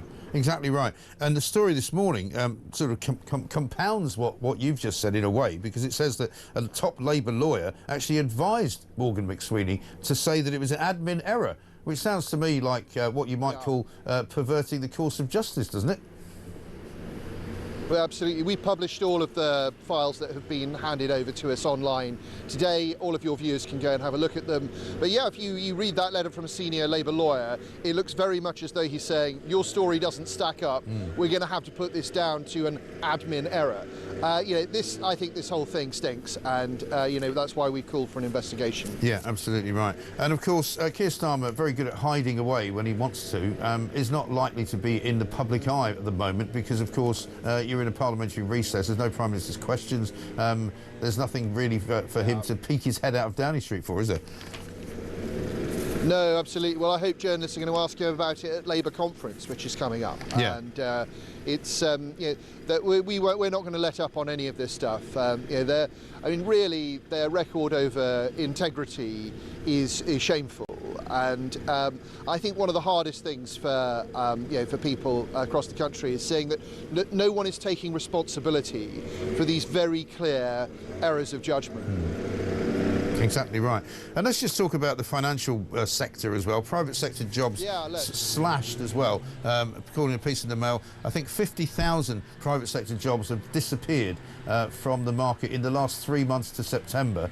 And we're heading for, according to predictions from the Organisation for Economic Cooperation and Development, the OECD, to have the biggest inflation in the G7 in the coming months. Yeah, and it's ever since the Chancellor's disastrous budget in November, we've seen jobs lost in the economy every single month. And we're now, as you say, now looks like we're going to have the highest inflation in the G7, but we've got very, very high food inflation, which everybody's feeling, over 5% now. And this is all as a result of the government's choices. Yeah, when the government came into power, we had the fastest growing economy in the G7, inflation was coming down, and now it's a mess. Yeah, people are feeling poorer and losing their jobs as a result of the government's taxes and its ill-thought-through spending plans. It is absolutely disgraceful, isn't it? Absolutely incredible. The worst to come as well, as far as we can understand. It looks like it could be 500,000 pensioners taken out of the winter fuel allowance as well. No, that's right, Mike. And because they've made such a mess of things, it's inevitable that in the budget in November, Rachel Reeves is going to have to put taxes up, and that is going to have a disastrous effect on growth. Again, you'll have seen 0% growth in July, literally the economy flatlining. So we've got what's known as stagflation, a stagnant economy and high inflation. That means everyone feels poorer, and it will get worse in November when Rachel Reeves puts up everybody's taxes again. And we could well go into a recession. Yeah, unbelievable stuff. Alex, good to talk to you. Thanks very much indeed. Alex Burkhardt, Shadow Chancellor of the Duchy of Lancaster, with his view on how serious this situation is now for Keir Starmer and Morgan McSweeney. And it sounds very serious indeed. A senior Tory member of the Shadow Cabinet there saying that it looks as though Morgan McSweeney could have broken the law, in which case he can't stay on as the chief advisor to the Prime Minister. And if the Prime Minister's been busy employing somebody who's broken the law, then surely he has a position which is also untenable, doesn't he? 0344 499 1000. Bit of breaking news for you. Passengers have been evacuated. Flights have been suspended from Stansted Airport this morning. Travellers warned of major delays following a blaze in one of the lounges at the airport. Emergency crews were scrambled to the escape lounge at 3:30 a.m. this morning. Significant amounts of smoke coming from the terminal. No injuries reported, but still an awful lot of what you might call disruption at Stansted this morning. If you're heading there to take off anywhere or you're picking anybody up, it could be a bit of a problem. Let's talk now though to Amy Tarkanian, Republican strategist, because yesterday Donald Trump made what might be described as a pretty barnstorming speech at the United Nations. He got there, he was sabotaged, you might say. I think we can probably fairly say that. They stopped the escalator as he got onto it. He got up to make his speech and they pulled the teleprompter. Amy, an extraordinary day for Donald Trump. Sure, and it's no surprise, actually, if those foundings are to be true, especially since the president has a history of giving the UN a tongue lashing, if you will. And so I think the fact that this is being investigated is actually pretty poor poormanship from the possibilities from the other staff members. And I think the fact that they're being called out on a number of issues, that rightfully so, by President Trump for not stepping up in a number of areas. No one likes to be called out. And so it's unfortunate that they are playing games with a world leader. And I think they should be embarrassed. Yeah, it's pathetic, isn't it? Let's have a look at what he said about the UN. I ended 7 wars, dealt with the leaders of each and every one of these countries, and never even received a phone call from the United Nations offering to help in finalizing the deal. All I got from the United Nations was an escalator that on the way up stopped right in the middle. If the First Lady wasn't in great shape, she would have fallen, but she's in great shape. We're both in good shape. We both stood. And then a teleprompter that didn't work. These are the 2 things I got from the United Nations, a bad escalator and a bad teleprompter. Thank you very much. Yes, but also the message that he gave, which was that basically the West has been destroyed and it's going to hell because of excessive migration. A lot of people here saying that they agree with that and they wish that he was actually running Western Europe as opposed to just the United States of America. Correct. And actually, pretty much every interview that I have given that's in your area, everyone has agreed that as soon as the president was reelected, they all said, oh, I wish we had somebody with the strength and with the backbone to actually implement our laws. And that's the way we feel out here as well in the United States of America. And you could see within the first week of President Trump, he moved in the National Guard. He stepped up security and put out a very clear message that it is no longer a free-for-all, that we no longer have a revolving door like we had under the Biden administration. And it made a huge, drastic change literally within weeks. And it dropped the amount of people who were making the dangerous trek. Most of them actually ended up either in harm's way, whether if they were raped, kidnapped, or even killed, or just suffocated to death, as he had mentioned, due to the heat. It dwindled, and it was because President Trump stood firm. Yeah, exactly right. Let's have a look at how Fox News covered Trump's visit to the United Nations. Daddy's not happy. He came to the UN today, and it was a total mess. Everything was broken. The escalators weren't even working. Trump and Melania were riding it up, and it just stopped. The First Lady lost her balance a bit, but steadied herself, thankfully, and then marched to the top. She could have been hurt. And the president looked over at the press and knew something was up. At first, we thought the escalator just malfunctioned, but then so did the teleprompter. Yeah. All very mysterious. Amy, we'll look forward to seeing you again soon. Thank you very much indeed. Amy Tarkanian, there, Republican strategist, talking about Donald Trump's triumph yesterday. Nobody has mentioned the law change Labour want, where you don't go to prison for sentences of 12 months or less, so the epic migrant wouldn't have gone to jail in a few months' time, says Darryl in Blackburn. Yeah, they're trying, of course, to get him deported, but whether they'll be successful is not very clear. Morning, Mike. 13 minutes past 6, and you already got Theo speechless over the McSweeney money scandal. Brilliant. Yeah, we might play that clip actually later on. Shane in Lincolnshire says, morning, Mike. Of course Keir Starmer is behind the British people. If he wasn't, how could he stab us all in the back? Very good point. Coming up, Liam Halligan's going to join us. He'll tell us why having inflation at the highest level in the G7 is never going to be a good thing for this country. That's what's coming next right here on Talk.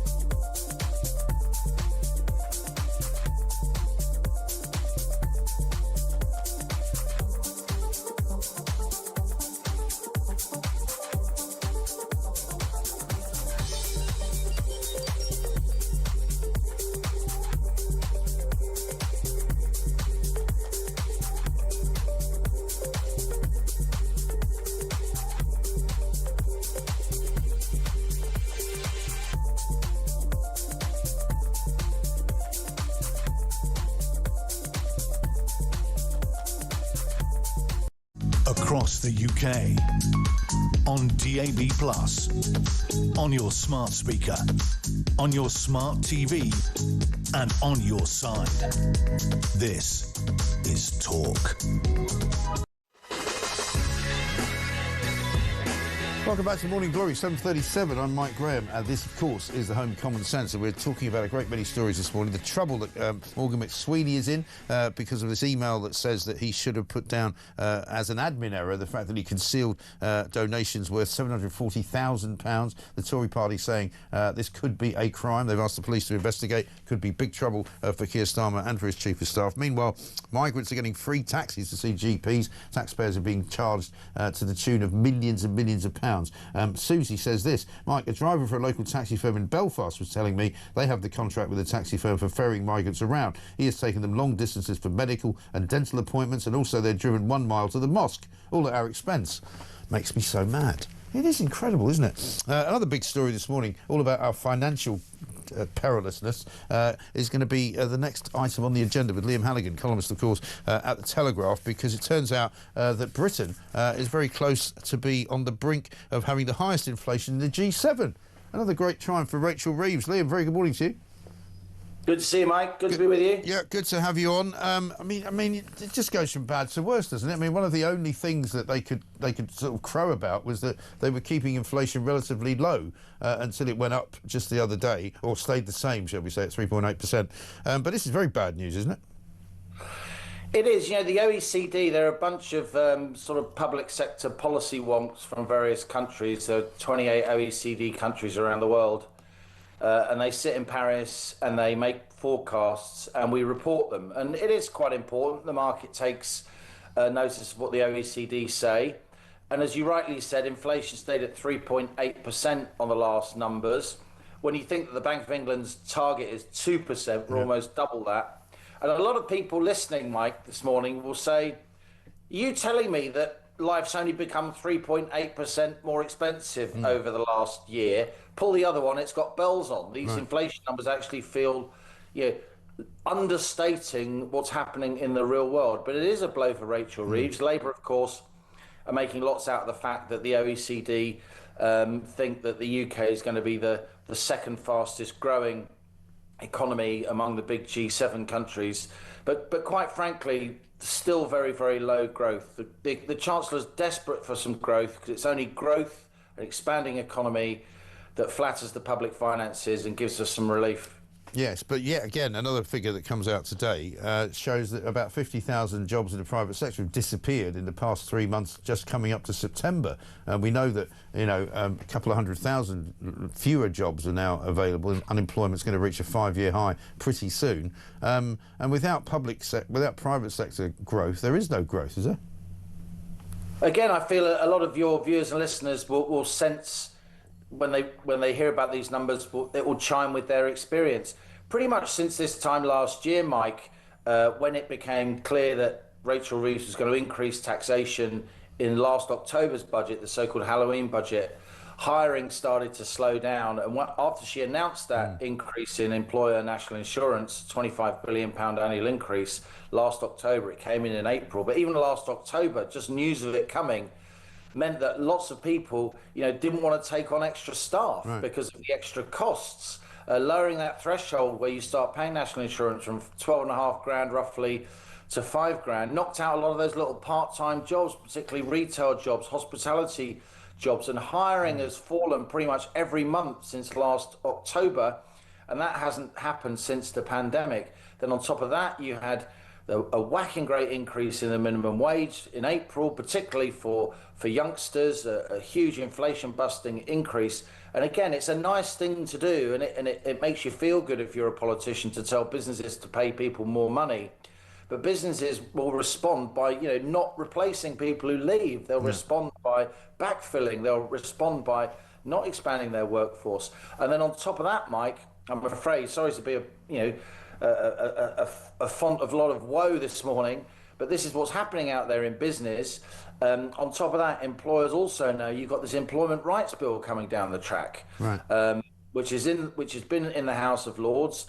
The government haven't accepted any of the Lords amendments that were slightly diluting it. So it's now you can take your employer to a tribunal from day one of employment. You've got access to sick leave from day one of employment. You've got a lot of people who run businesses now worried that this extra cost and this extra regulation is making it harder to take people on. Yeah, indeed. And you're right to point out about the real price of inflation as well, because we did this last week, where, again, whenever we do inflation and inflation numbers come out, I always say to people, there's no way that food inflation is anywhere near 3.8%, and the official figure's 5.1, but The Sun did a very interesting study last week as well, where it showed things like the price of beef has gone up by about 50%, the price of coffee, milk, sugar, all of the kind of basic staples of your weekly shop have gone up incredibly high. And we've got electricity prices going up again, I think, in the next month. So people are getting squeezed everywhere they look.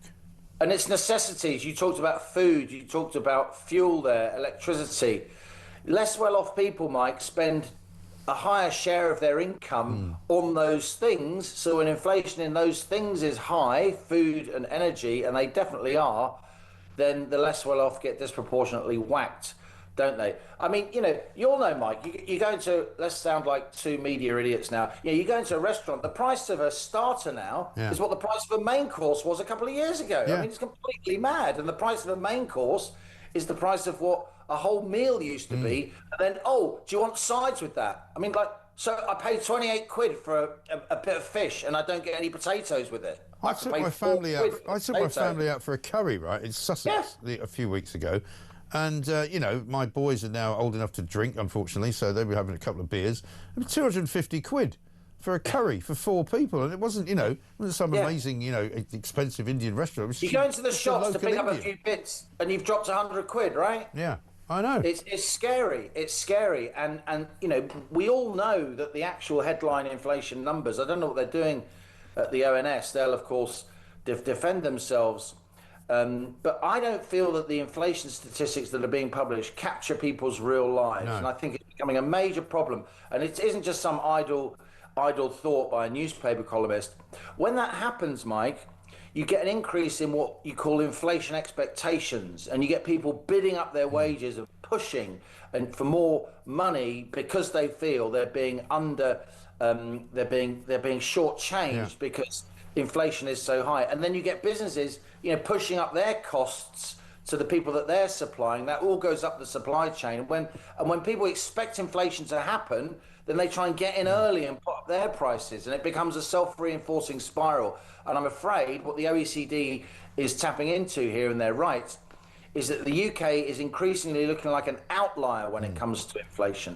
Other big economies, their inflation over the spring and summer was steady, or it actually went down. It certainly stayed below 3%. Our inflation has been well above 3%, and next month it could hit 4%, double the Bank of England's target. That will push inflation expectations up, I'm afraid, even more. I know. And we've been hearing a lot from people in the past, say, 3 weeks or so, people calling in, leaving us voice notes saying, I've just lost my job, I've just been made redundant, my hours have been cut in half, or, you know, my wife and I were going to buy a new car, but we can't really afford to do it because we don't know what's going to happen in the budget. You know, lots and lots of you know, ordinary people having really, really serious effects on their lifestyles. Have a listen to this. This is Tony on the cost of living. Hi, Mike. It's Tony from Hampshire. Great show, by the way. My wife and I got our water bill yesterday, and it was £333. For the same 6-month period last year, it was £216. You know, I was thinking to myself, when we totted everything up, we must be a good £200 and odd, £300 a month worse off than we were this time last year, with all the increases in everything else, council tax, food, etc. We just get things so wrong in this country. All the hard-working, honest grafters out there get punished to pay for all the migrants and the lazy and the feckless. There really needs to be a sea change here and start rewarding people who are paying their way and trying to make something of themselves. That is a very, very typical message that I've got from Tony. You feel for Tony. You know, the water bill alone going up by sort of more than 50%. It's incredible. Yes, I just worked it out, Mike. It's 45% increase in the water bill. Absolutely crazy.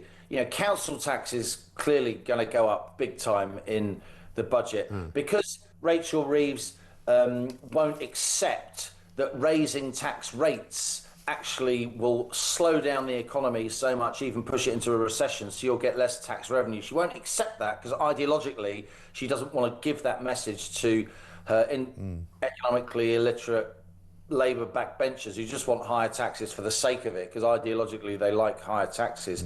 Because Labour has increased taxes, I'm afraid, they're actually making the fiscal position worse.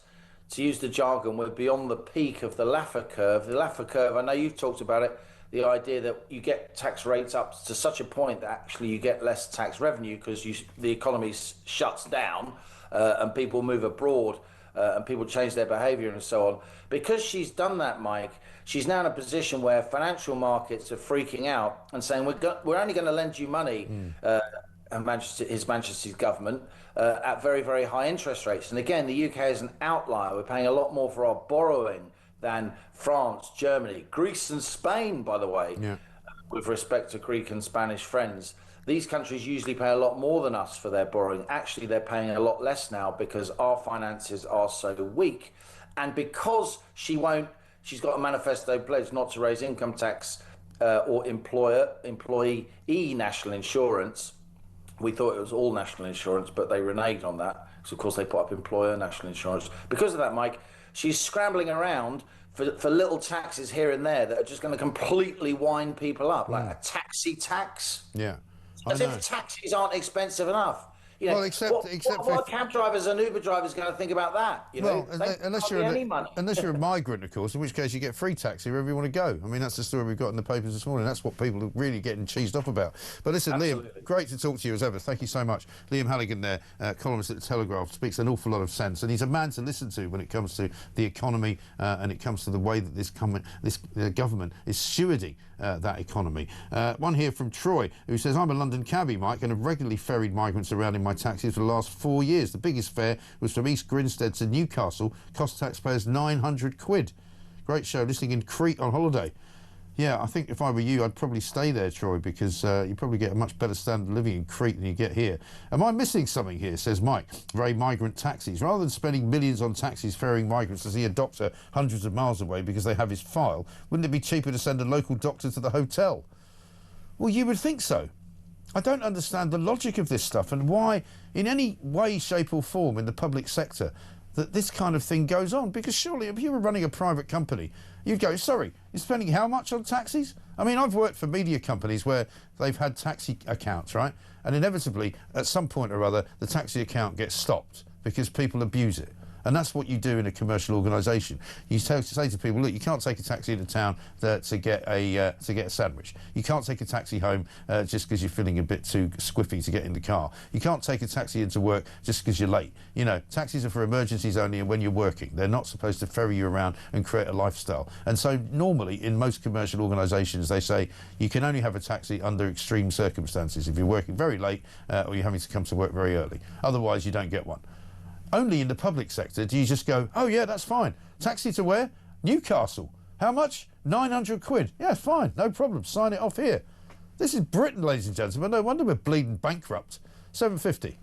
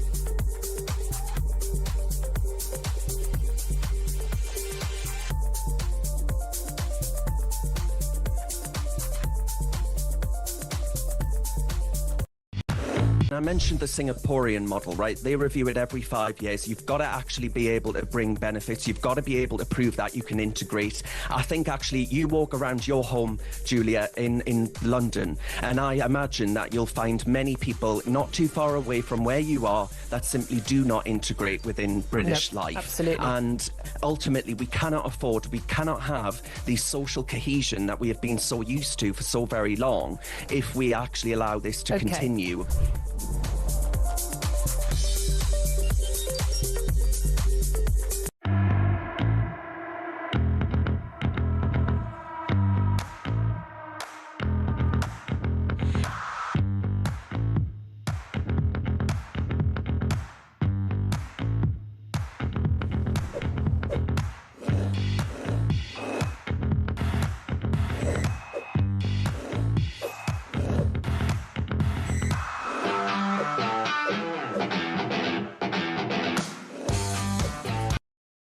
Across the UK, on DAB+, on your smart speaker, on your smart TV, and on your side. This is Talk. Welcome back to Morning Glory, coming up to 7:54. This from Mark in Eastbourne. Regards Morgan McSweeney. All he needs now is for the kiss of death Starmer to stand up and say he's got full confidence in him. Great show. One here from Pete says, my elderly sister-in-law lives in a care home 300 miles away. Can I have a free limo for a return trip to see her, please? Oh, no, I'm a law-abiding disabled pensioner. So it would be a no, then. Yeah, I'm afraid so. You'd have to go and get a dinghy over from France and then claim to be an illegal migrant. Then you can get a free taxi wherever you want. No problem at all. Let's talk to Alexander Larman, literary editor of The Spectator, world and author of The Windsors at War, because, of course, we need to talk about the royal family. Wills and Kate visited Southport yesterday. There's lots of stuff in the papers about that today. But also, still the fallout from the Jeffrey Epstein emails between Fergie, the former Duchess of York, and, of course, the Prince Andrew problem as well. Very good morning to you, Alexander. Morning, Mike. Good to see you. It's got a bit quiet on the Fergie front. I mean, she was all over the papers yesterday. Today it's kind of gone, and we get the royal coverage that I suppose people prefer, which is William and Kate visiting Southport. Yeah, I mean, it's a tricky one, because on the one hand, the William and Kate story is a very positive story, obviously, albeit related to an absolutely dreadful event in the first place. Yes. And you see the contemporary royal family at its best. You see their personal compassion. You see the fact that they obviously are both very invested in going to Stockport and actually talking to the families of those who were affected by those dreadful events. But I don't agree that the Fergie story has gone away. I think the Fergie story is very much here and is very much going to linger for a while because, I mean, leaving aside what you think about her, there is no doubt that it is incredibly embarrassing for the royal family because it combines elements of sleaze, it combines elements of really poor judgment, and also the ongoing question that we just don't know what's going to happen about the Duke and Duchess of York, because they're both people who have been embarrassments to the royal family, and yet they can't be got rid of. I mean, they can't be sent to the Tower of London. So the question is, what's King Charles going to do? Because what can he do? And I think it's interesting that if she worked for an organisation, she'd be fired and that would be the end of it. But the royal family is, well, it's not called the firm for no reason. It's more than just an organisation. It's a way of life, you might say. Right. But I think what must be really frustrating, especially for William and Kate at the moment, is seeing their work overshadowed, because obviously the royal family likes to think it is about service. It likes to think that its members are people who concentrate on helping others and actually making the lives of people in their country better. And then you look at Fergie, and it's interesting with her, because all these charities that she's been part of, I mean, I don't doubt that she had a genuine interest in these charities. I mean, I don't doubt that she did good things for the Teenage Cancer Trust, which she was a patron of for 35 years.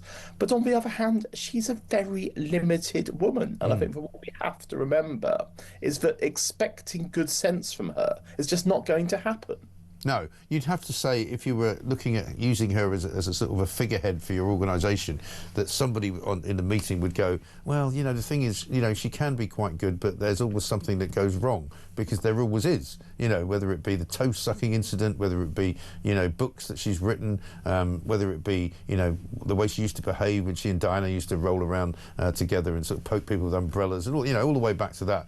You know, she is a bit of a liability. But I mean, the problem is that all that Charles seems to have left is that he moves them into a slightly smaller house in the Windsor estate. Well, he can't move them into a smaller house because Andrew, with money that we don't actually know how he got it, has paid for an extension of his lease. So it's likely that he will be there until the day he dies. And of course, this is the difficulty about the royal family. It's that money has always been quite opaque, because even down to the King and to Prince William, there's always been a question of where is the money coming from, because there's no public record of how we see it. And actually, one area where I have great sympathy with the Republican cause is when they talk about this royal family where we just don't know where taxpayer money goes, what value we get for it. But you take that, and you take that down to people like the Duke of York and Fergie, and you just think, but we are, if we're subsidising them by a penny, it's a penny too much, Frank. Exactly, and I think that's more and more how people feel, because, you know, the slimmed down monarchy could be slimmed down pretty much now to certainly no Andrew, no Fergie, no Harry, and just leave it to the Duke and Duchess of Edinburgh and Kate and Wills.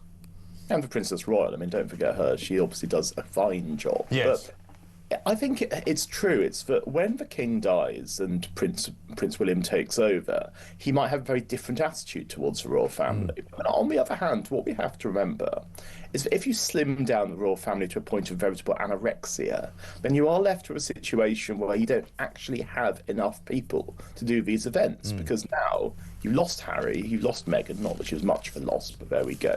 You've lost the Duke of York, and now you've lost Fergie. So that's 4 members of the royal family who a few years ago could be relied upon for patronages, for events and so on. And they've all been sent into reputational Siberia.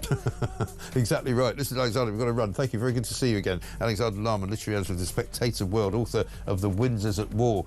Coming up, Mark Field's going to join us, former Foreign Office Minister. This is Morning Glory. Back after the news.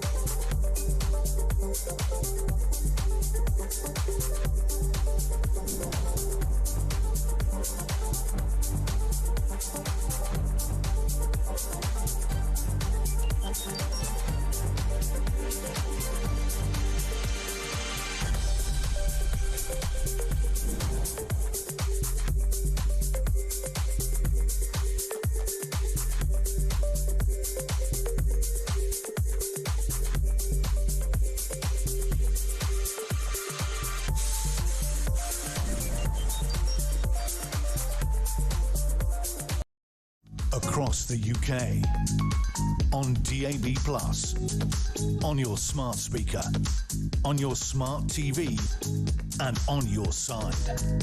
This is Talk.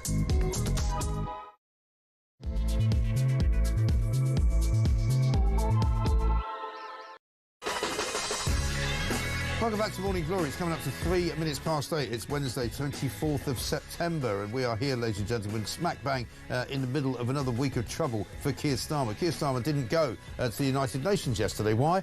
Some people say it's because he was frightened of meeting Donald Trump, because Donald Trump would give him a going over for recognising the state of Palestine.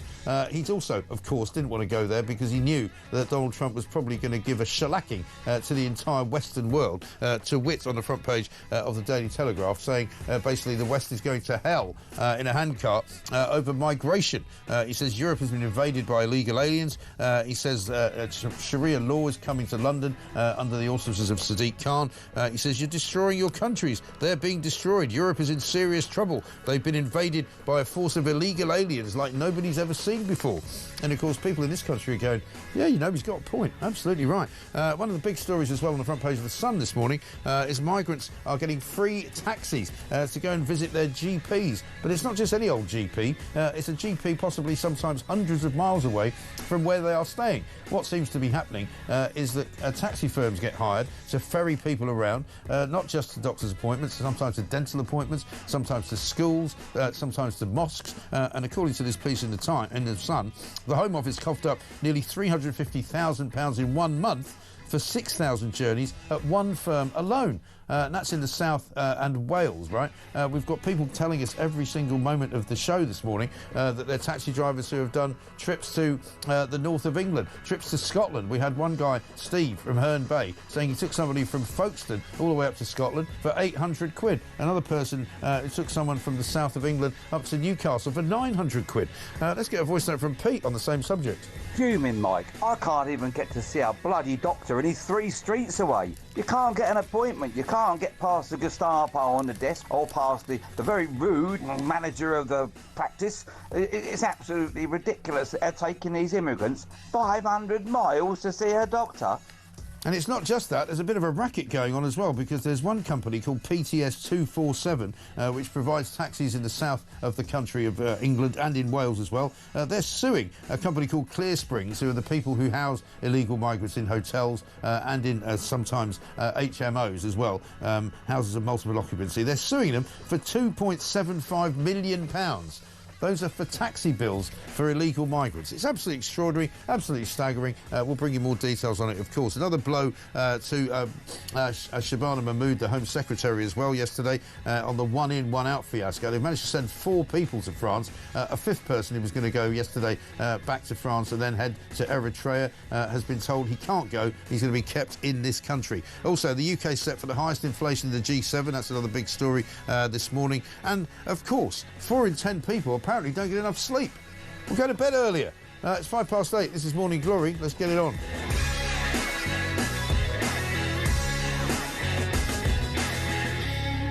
Michael from Southend says the movement of migrants is a business. Everyone is making lots of money. For example, the taxi rides, lots of money is changing hands. Morning, Mike, says Mike in Oxford. I used to be a taxi driver in Oxford. I also did school runs. I know of one Ugandan lady that didn't like the school her son was in, so they moved him to a better school a few miles away. She also got a taxi paid for by the local council to take them on holiday to Bournemouth for a week, both ways. I wish Reform could get the local councils in Oxfordshire and have a look at the shenanigans going on. Well, I'll tell you what, the next time I get somebody from Reform on here, I'll get them to pass it on to their Doge department and see exactly how much money is actually being wasted. Incredible. Let's get a voice note from Chris. Good morning, Mike. It's Chris in Northamptonshire. Outstanding show this morning. You asked for people to ring in with news of how their company or personally they've improved and got a great job with Keir Starmer's policies. The first person that sprung to mind for me was good old Jurgen and GB Energy. Ka-ching! Doing very well, thank you. Yes, that's true. He has been given a very nice cushy job up in Aberdeen, where he never goes. He doesn't have to go to Aberdeen, of course, because there's nobody else there. He just works from home most of the time. Sometimes puts his jacket on, takes a briefcase, gets in the car and drives to another office in Manchester, tells his wife he'll be back later. Doesn't really do much, though, to be honest. 7 minutes past 8, let's talk to Mark Field, former Foreign Office Minister and author. Mark, very good morning to you.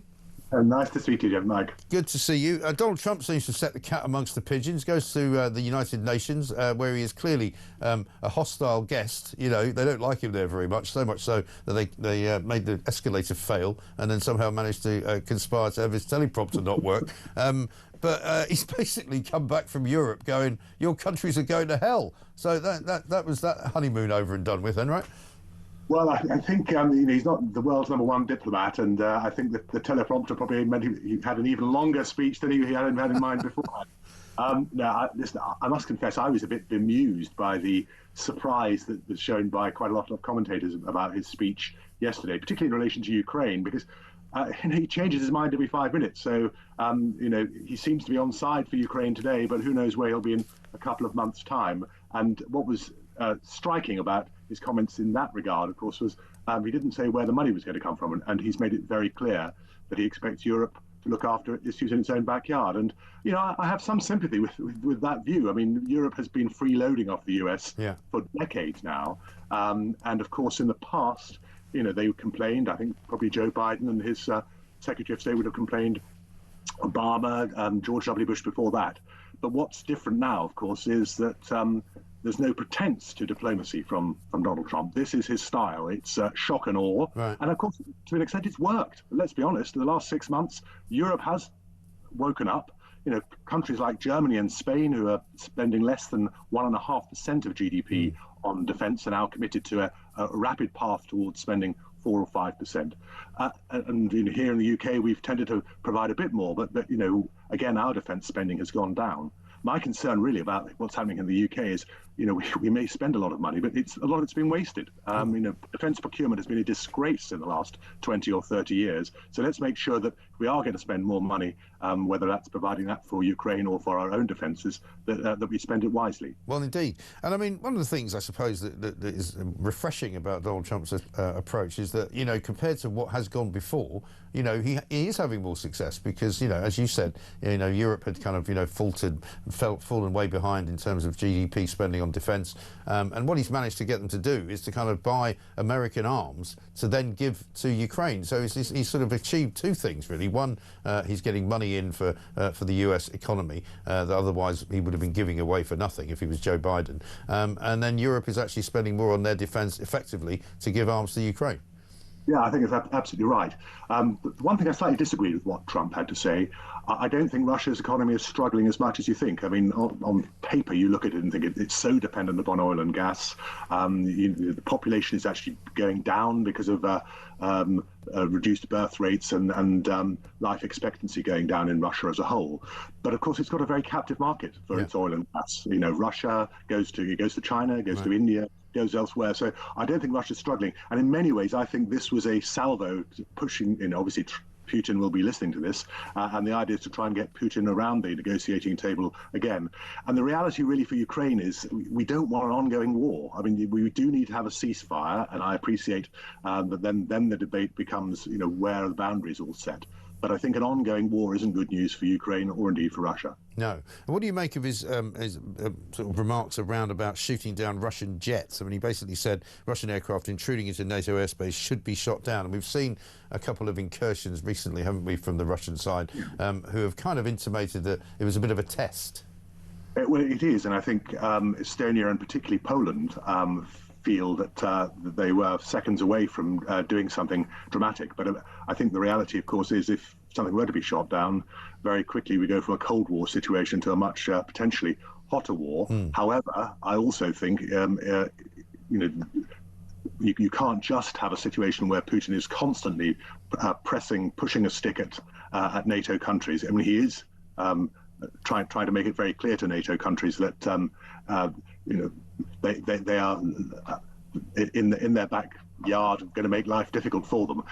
This will have to come to a head in some form or other. I hope it won't necessarily come down to shooting down a Russian plane, but it is understandable that if constantly there are breaches of airspace, then probably there is going to be some consequence. And funnily enough, speaking about sort of Russian wealth and Russian, sanctions and whether they work or not, someone was telling me who knows about these things that Istanbul is currently the biggest place and the most expensive market for new Ferraris. And apparently the reason for that is an awful lot of young Russians who are wealthy have moved to Istanbul and are buying a load of Ferraris. So I don't know where they're getting their money from, but it's coming from somewhere. Well, it is, and it isn't just Istanbul. I mean, obviously, everyone looks at what's happening in Dubai and the rest of the United Arab Emirates.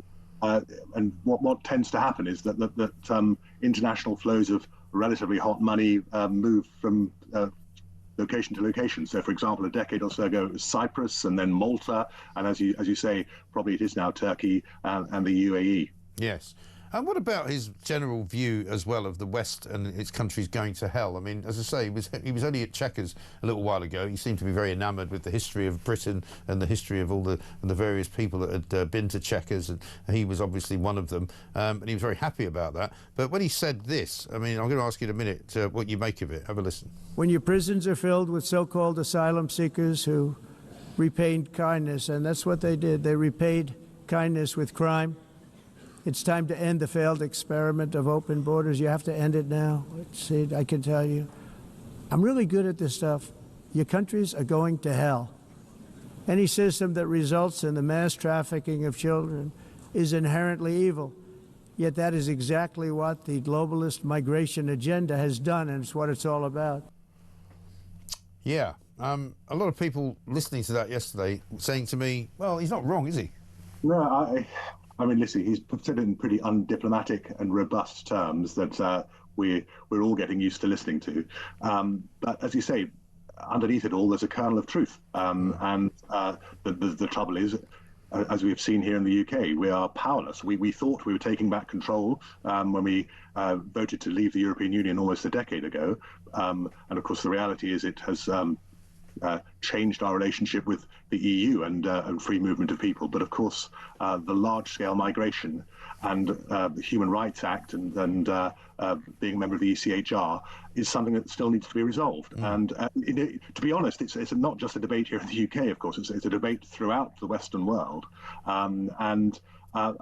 Trump is making a valid point. Now, organizations such as the United Nations obviously so dependent upon American money, and of course, the fact that he has cut almost to the bone any money going into their international development, USAID, will also make an impact on the way in which the UN can behave. And I think that's ultimately the shot across the bows that he was putting across out in New York yesterday. But no, he's onto something, and the reality is, we see it here in the UK, and the way that the whole debate on immigration has changed beyond recognition. Last week we saw Nigel Farage coming out with saying we've got to end indefinite leave to remain, and the first instinct of Conservatives was to say, well, no, it's all a bit too difficult. You can't do it that easily.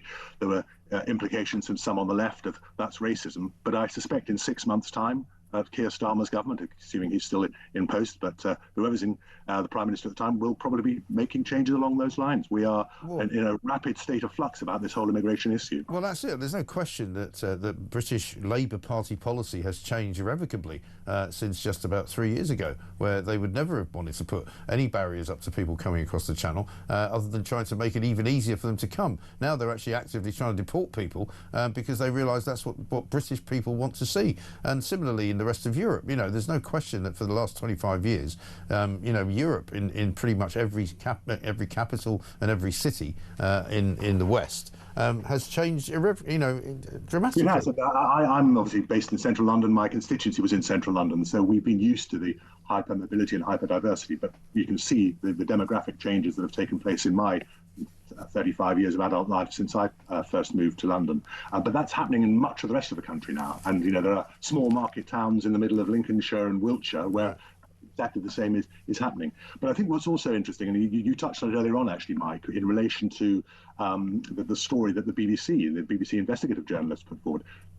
This is something that's fairly unknown for the BBC to be digging down deeply into what's going on in these asylum hostels with all of the taxi fares and everything else. And again, I think that reflects the sense that there's now such a deep sense of unease here in the country. And of course, a lot of that unease comes, and I remember when I was a constituency MP, it came often from immigrant populations, because they're the people who feel most vulnerable very quickly when everything gets more hostile here, because they feel they've played fair over the years. They may well have lived here for 2 or 3 generations, and now feel that a sense of a large influx of people coming in illegally and playing the system is actually undermining their position above all. And it's exactly what it does. Good to talk to you, Mark. Thanks very much indeed. Mark Field, former Foreign Office Minister and author, of course. Let's get a quick voice note from Brian. Morning, Mike. Brian from Southend. Just a quickie on this taxi scam thing, you know, with all the immigrants going to doctors. Now, anyone in their right mind, you know, your listeners, like myself and people like yourself, can see that if the hotels are organising the taxis, there's some sort of scam going. You know, obviously it's, you know, relations or someone doing the taxis.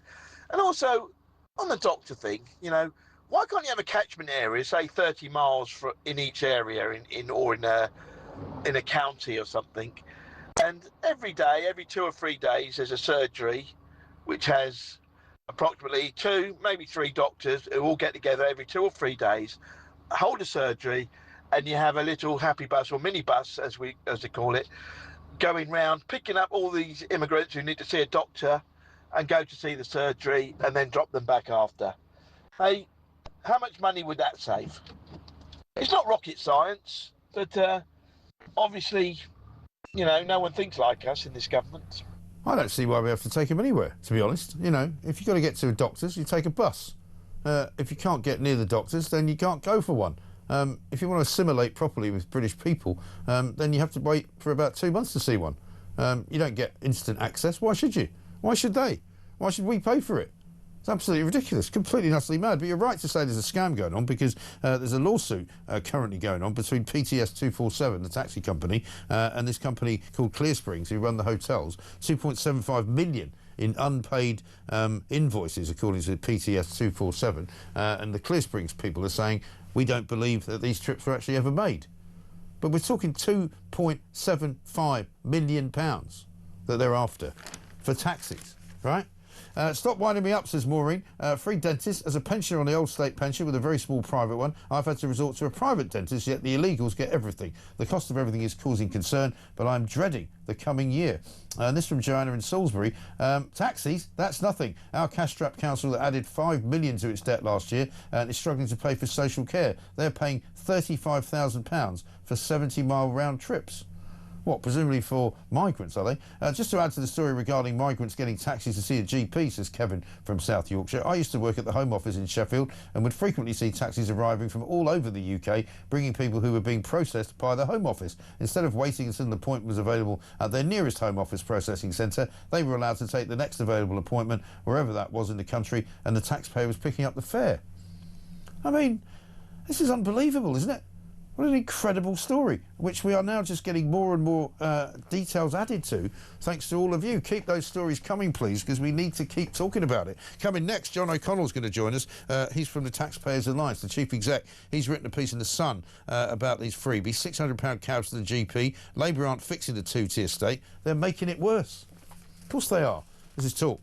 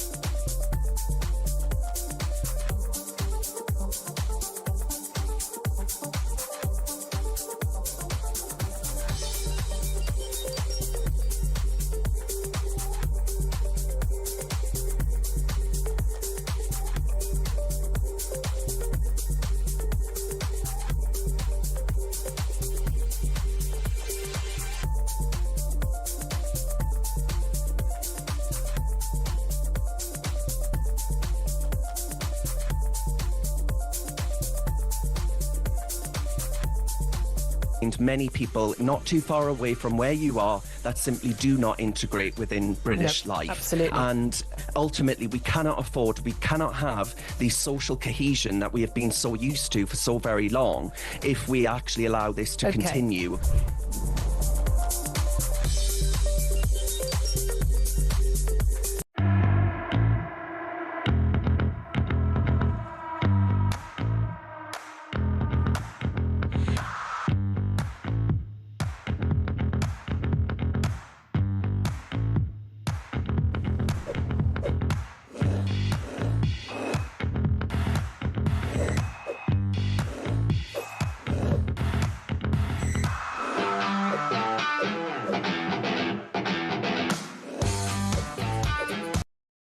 Across the UK, on DAB+, on your smart speaker, on your smart TV, and on your side. This is Talk. Welcome back to Morning Glory, coming up to 24 minutes past 8. It's Wednesday, September the 24th, and we have landed on quite a story this morning, ladies and gentlemen. This is about the taxi scandal, which appears to have been exposed by The Sun this morning. It looks as though there's millions and millions of pounds being paid out in taxpayers' money to all sorts of taxi companies up and down the country, taking people, migrants generally speaking, into doctor's appointments, dental appointments, appointments with the Home Office, taking them sometimes from one end of the country to the other. We've heard already this morning of terrible tales of £800 taxi rides to Newcastle, to Scotland from the south of England, £900 here, there and everywhere. People being taken into towns, being dropped off, being picked up some hours later. Nobody really knows what they're doing.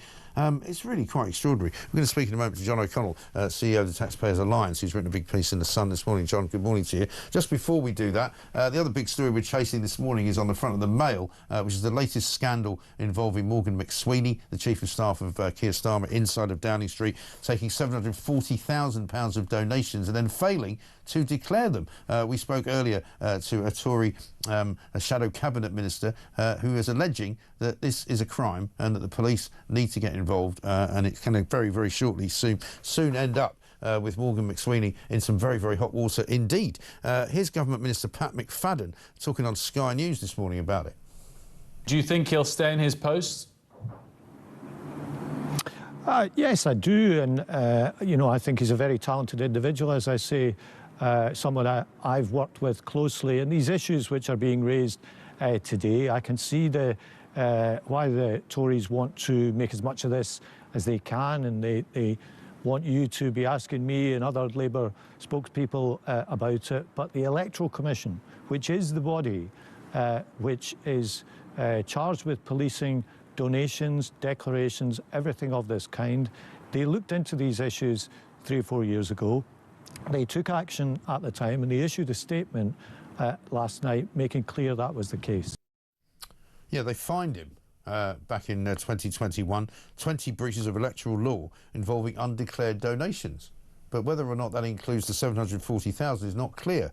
But they don't normally wheel out Pat McFadden unless they've got a real problem, this Labour government, so I think that tells you quite a lot.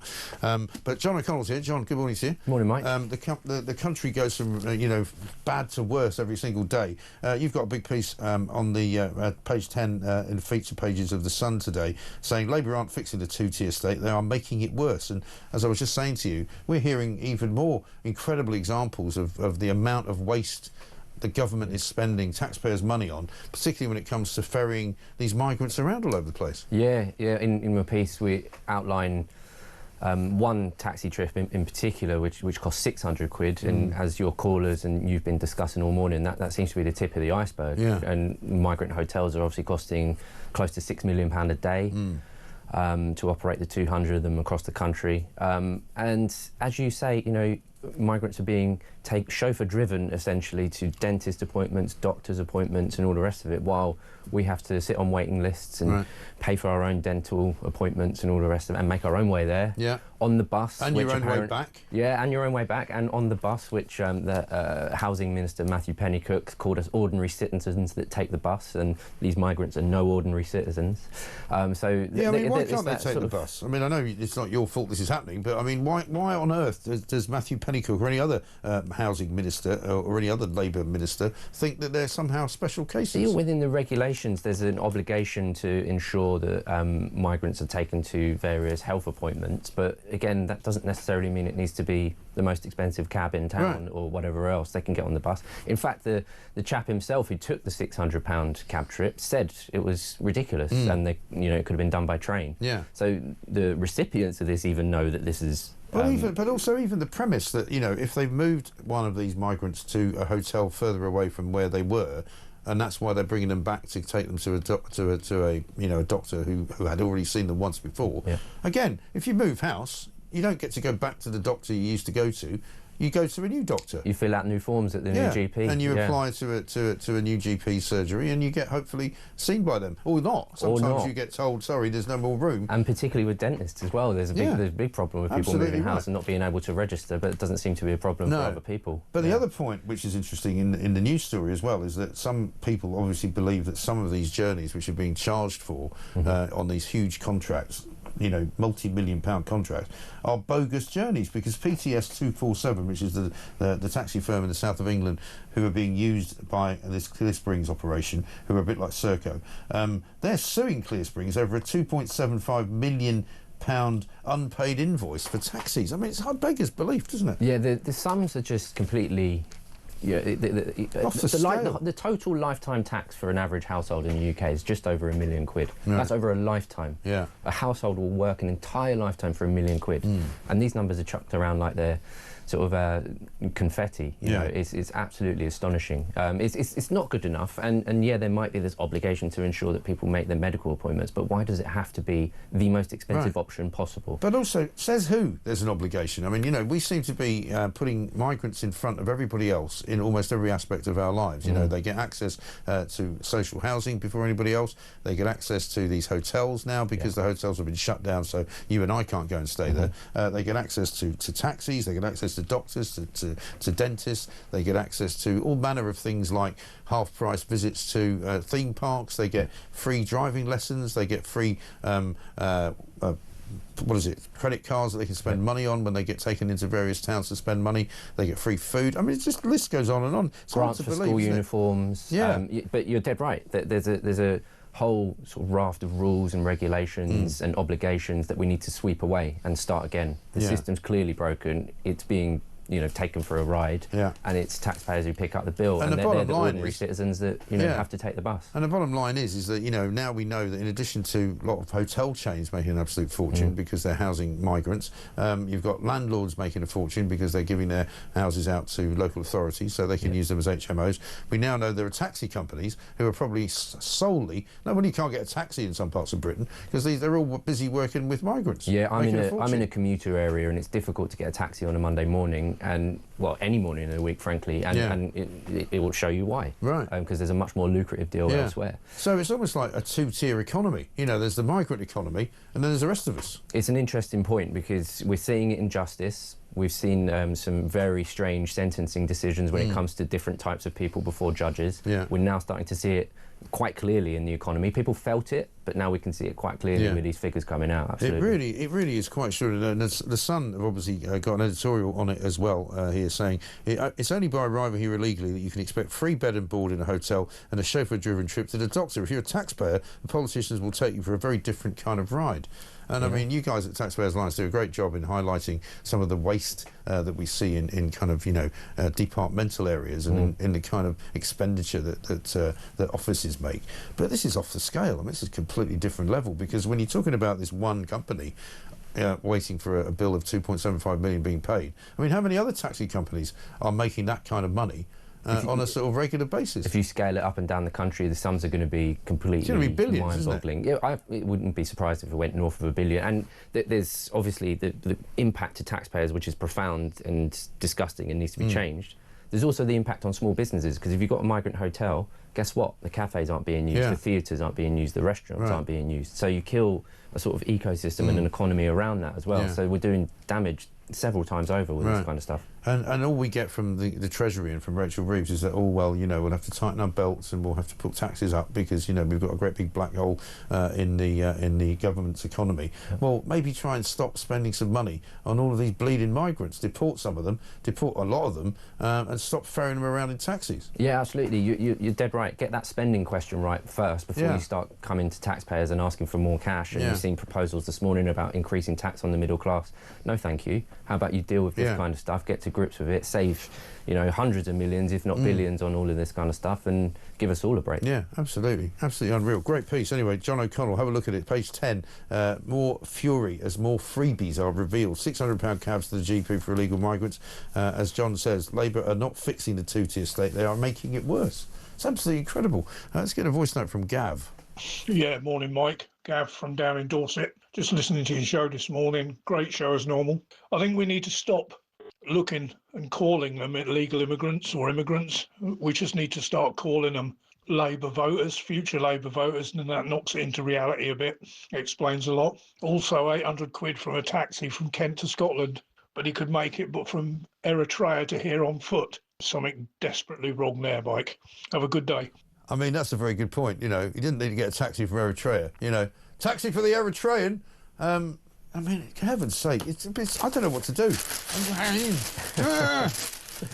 We'll be back after this.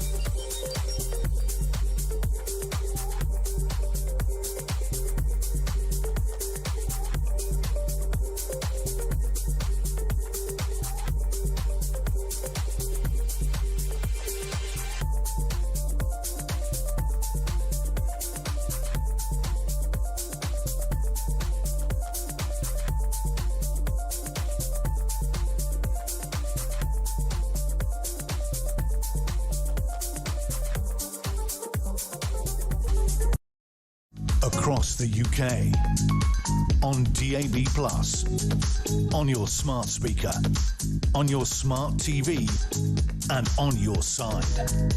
This is Talk.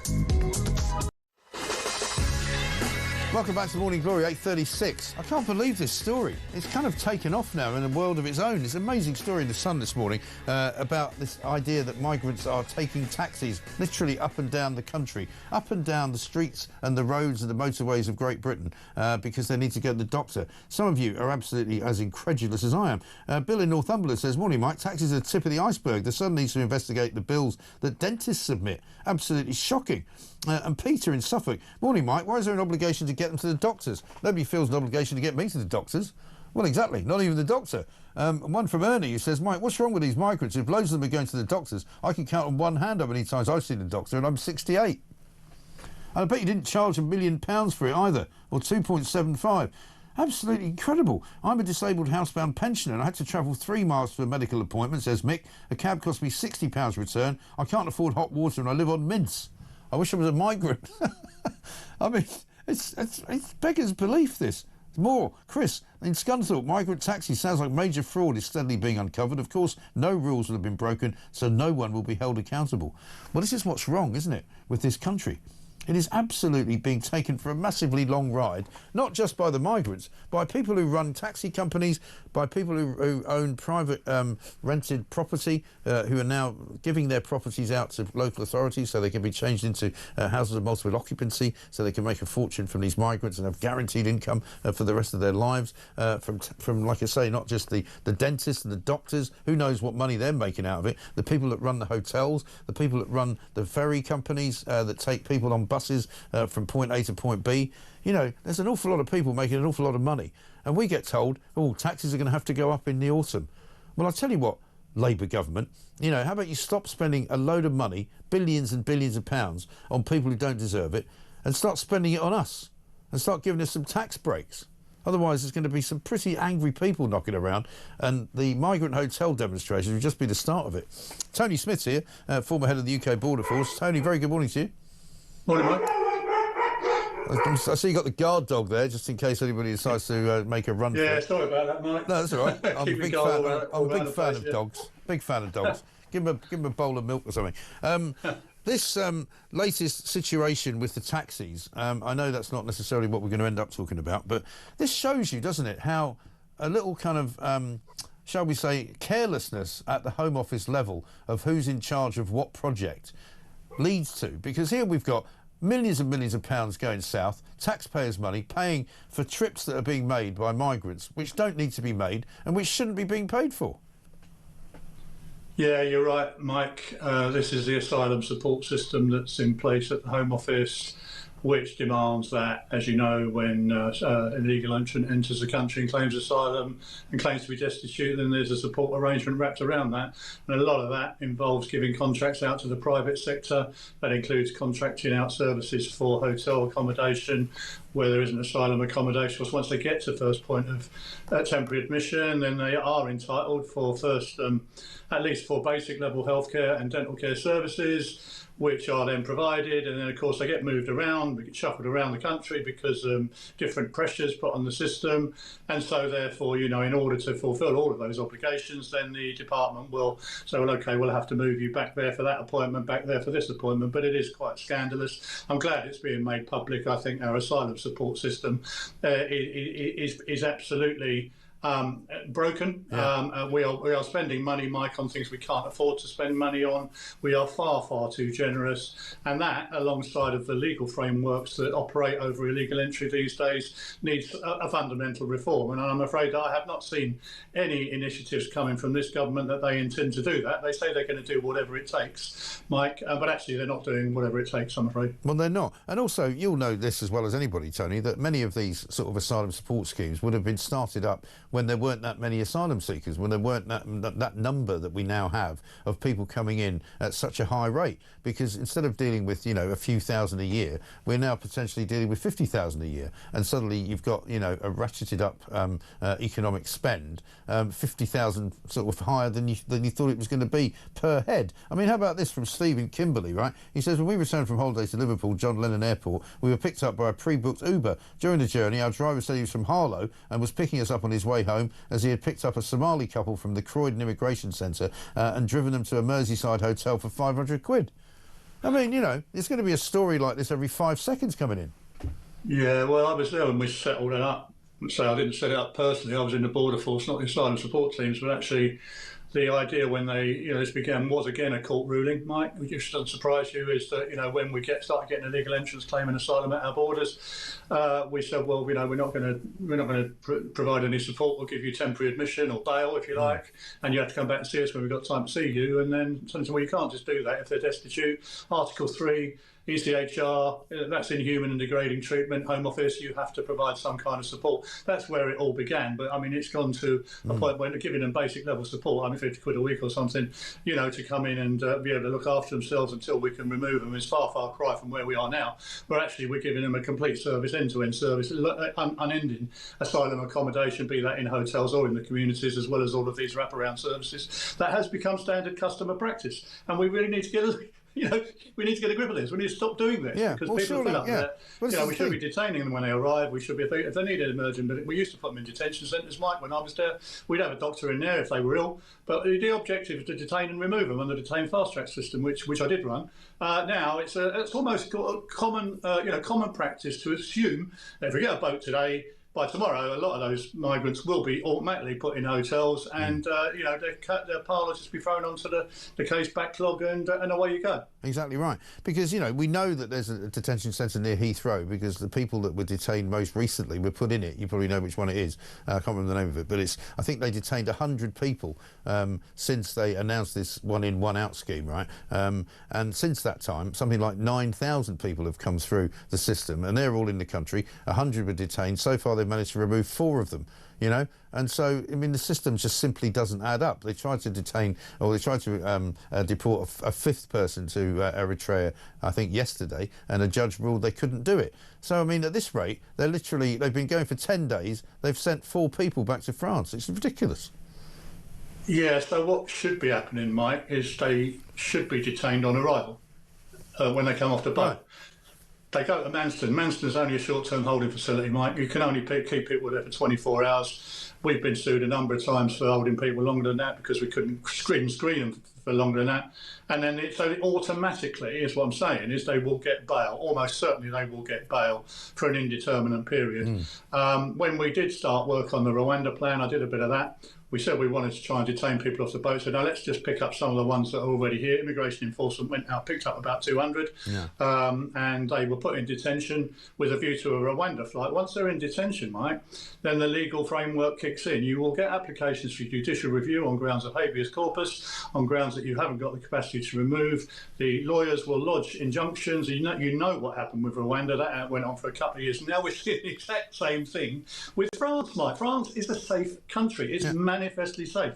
It's a signatory to all of the conventions that we're talking about here. There is absolutely no reason these people had come from France. If they wanted protection, they could have claimed protection there. They're going back to France, they could claim protection there. It's still, even now, we are seeing cases where we have detained people, we've tried to put them out into France under this one in, one out scheme, and our own courts are stymieing the process. So it's not just the asylum support system that's broken, Mike, it's the whole legal framework that we have adopted. Now, the last government did try to do something under the Illegal Migration Act 2023 to say that we've got a duty to remove. We're not going to allow these things, but that did not go far enough. It still allowed human rights claims, it still allowed claims under the Torture Convention. We're seeing exactly the same thing with this government. You've got to stop this, and you're going to do whatever it takes, Mike. It takes a fundamental review of the British constitutional system where you can defeat border control by lodging a judicial review.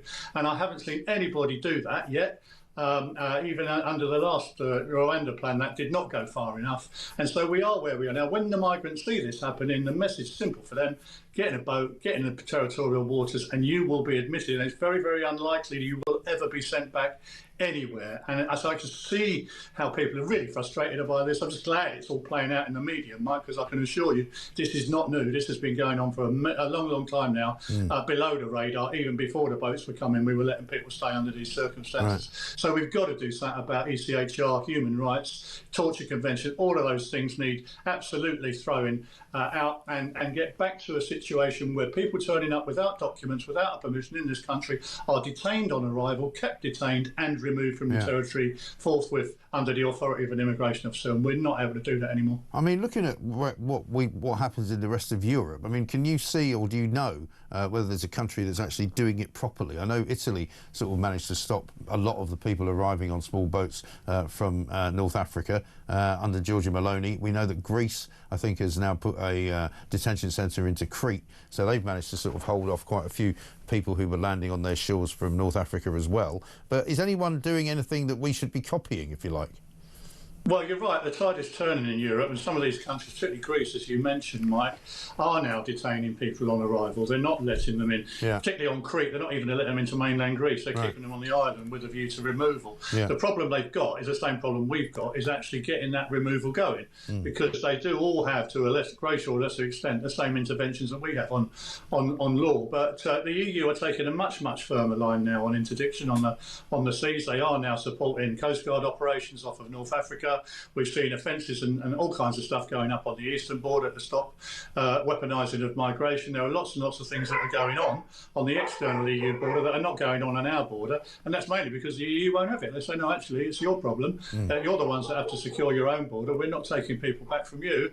And so, we have to fix this. We cannot rely on other countries to fix it, but what we need is a fundamental change in our approach to illegal entry. Let's get back to the day, as I said to you before, Mike, when I was an immigration officer, I've got an illegal entrant, I could arrest, detain and remove. I did not need to go to court, see a judge or anything. I didn't even need to get a passport. On the authority of my chief immigration officer, I could write a letter to the head of immigration of whatever country they were from in the airport, and they would go back. That was in the 70s and the 80s, before all this asylum, human rights, judicial overreach kicked in. We have to get back to basics and start doing that again. And that means, first and foremost, investing in detention centres on arrival and keeping them detained until such time as we're able to remove them from the country. That's the only way we're going to get an effective deterrent, in my view, Mike. Yeah, absolutely right. Tony, good to see you. Thanks very much indeed. Tony Smith there, former head of UK Border Force. So many people getting in touch with stories about the taxi business. Stephen Bristol says, Mike, try and get a taxi in between 8 and 9 a.m. It's impossible. You can ring round and get the same answer. No cars available. They're all out on school runs. Well, you do get that as well. I remember working in Edinburgh when I first started in this business in Talk 107, and they were spending millions and millions of pounds on ferrying truant kids to and from schools, because it was the only way they could guarantee the kid would actually get to the school, because the feckless parents wouldn't bother taking them, and if they didn't, the kids would just be roaming the streets. And so there was an awful lot of taxi cabs being booked, mini cabs being booked to take these kids to and from school. But now we've got the added problem of the migrants. This from Stephen, who says, Steve from Middlesbrough, on the taxi debacle, surely the office staff ordering these taxis must question it. Also, these illegal immigrants have just travelled halfway around the world under their own steam. Surely they don't need a top-of-the-range Merc to ferry them about. The imbeciles in charge are to blame. People need investigating. Well, you can imagine the kind of backhanders that are going on as well, can't you? I'm a taxi driver, says Julian, and the migrants get reduced rate fares, so taxi drivers get stiffed. Maybe the taxi firms are making money from this system, but believe me, the drivers are not. Well, I'm not making any issue about the drivers. I mean, drivers will drive taxis wherever they're asked to drive them, but the companies are making millions. So if you're not making any money, then somebody is. One from Brian, who says, this other taxi scam has been going on in councils for decades. I had a small taxi company some years ago, and each car could easily clock up £1,000 a week on social services runs alone.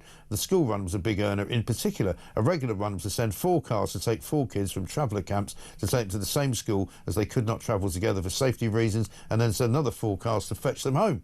More often than not, the kids would refuse to go when we arrived, but the council still paid us, both ways. A major addition was when we got paid waiting time, and that clocks up hundreds of pounds a day on some days. You might think we got paid straight away, but we had to wait 3 months and more to get paid by the council. This is all public money that's being spent, right? Is anybody keeping an eye on it? Is anyone actually watching it? Incredible. This one from David, who says, morning Mike, there's a small village in Lincolnshire that closed the nursing home and moved everyone out. Last night I found out that the company has now refurbished it and are moving migrants in. Brilliant. There's nothing for them to do, as it's only a small village. I can see a problem developing there in the very near future. Keep the truth coming. Yeah, well, if you keep telling us the truth, we'll keep passing it on to everybody else. Quite extraordinary. Let's get a voice note from John. Hi Mike, John from Lancashire here. This Labour government, oh my God. Every week we get another control mechanism thrown at us. Not just migrants, more tax rules, more money rules, more travel rules, more licence rules, more net zero, and a lot more of everything that makes us miserable, and a lot more. Labour are a fun police, greedy, obsessed by power, globally pushing a mad agenda.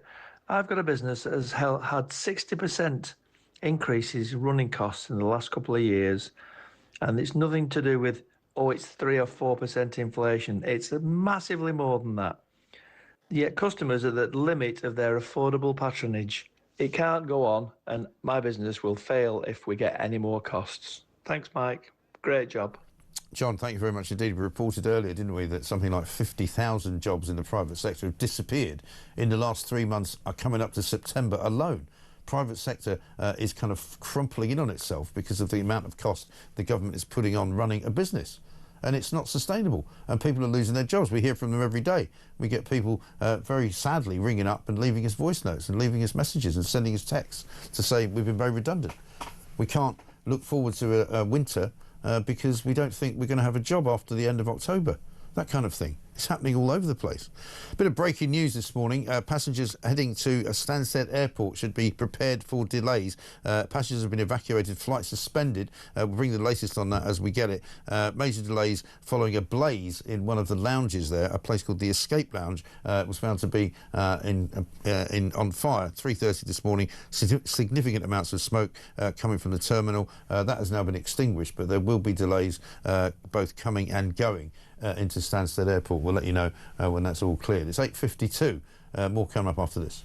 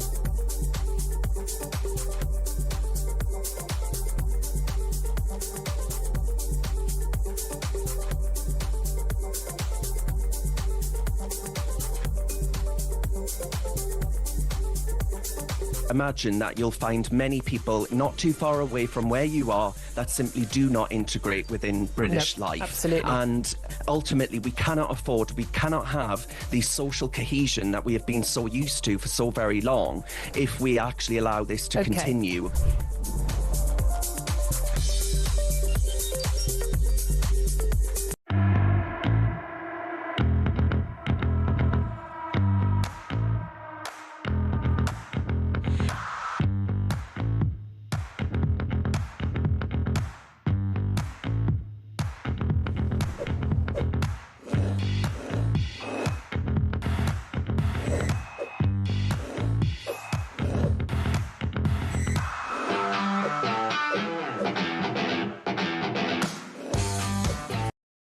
Across the UK, on DAB+, on your smart speaker, on your smart TV, and on your side.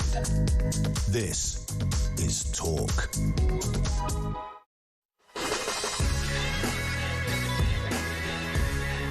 Welcome back to Morning Glory. I'm Mike Graham. That's 8:56 coming up in the next hour. Anne Widdicombe is going to be joining us. Also, David Mannix, political editor at The Independent, and Thomas Godfrey, the intrepid Sun reporter, who's done that story this morning in The Sun about the migrants getting £600 taxi rides for NHS appointments while others admit working illegally in Britain. It's a hell of a story. It's absolutely set the cat amongst the pigeons here.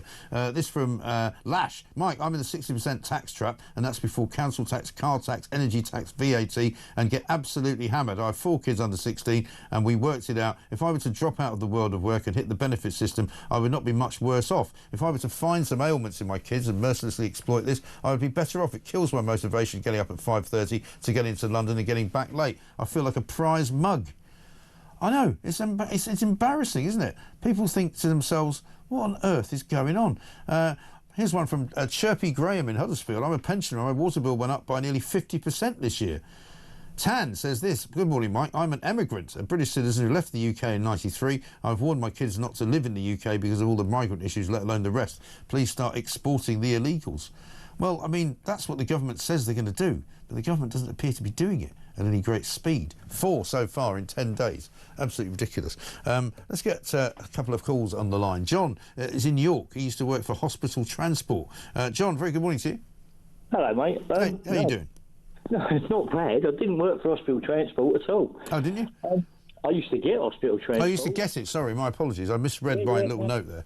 Well, basically, mate, I'm on benefits. I'm on the PIP. I'm on ESA because I was a self-employed person.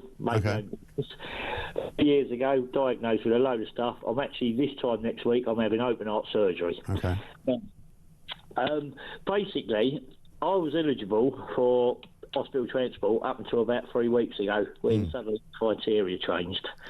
So they say you're not eligible for it now? I'm not eligible no more. But why is that? Health hasn't got any better. Well, you tell me, because I can't get a straight answer. Right. But not only that, mate, they were sending taxis from Scarborough to York to take me to York Hospital and back. It's about a cost of 120 quid, one round trip for the taxi driver. Okay.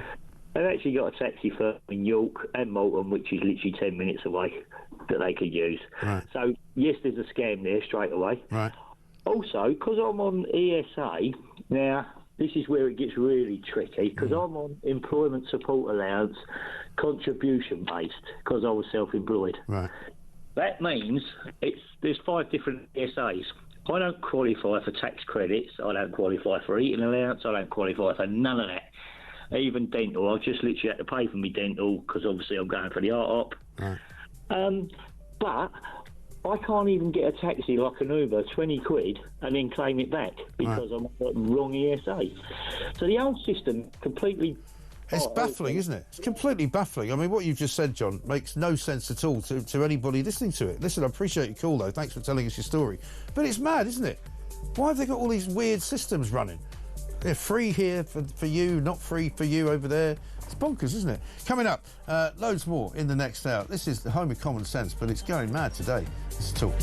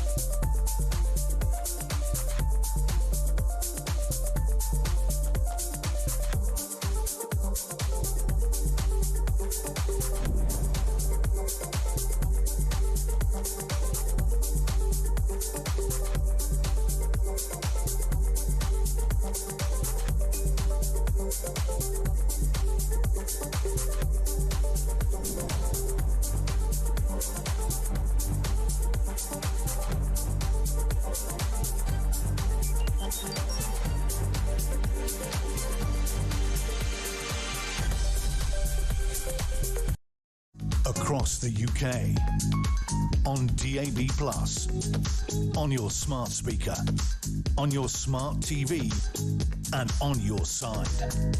This is Talk.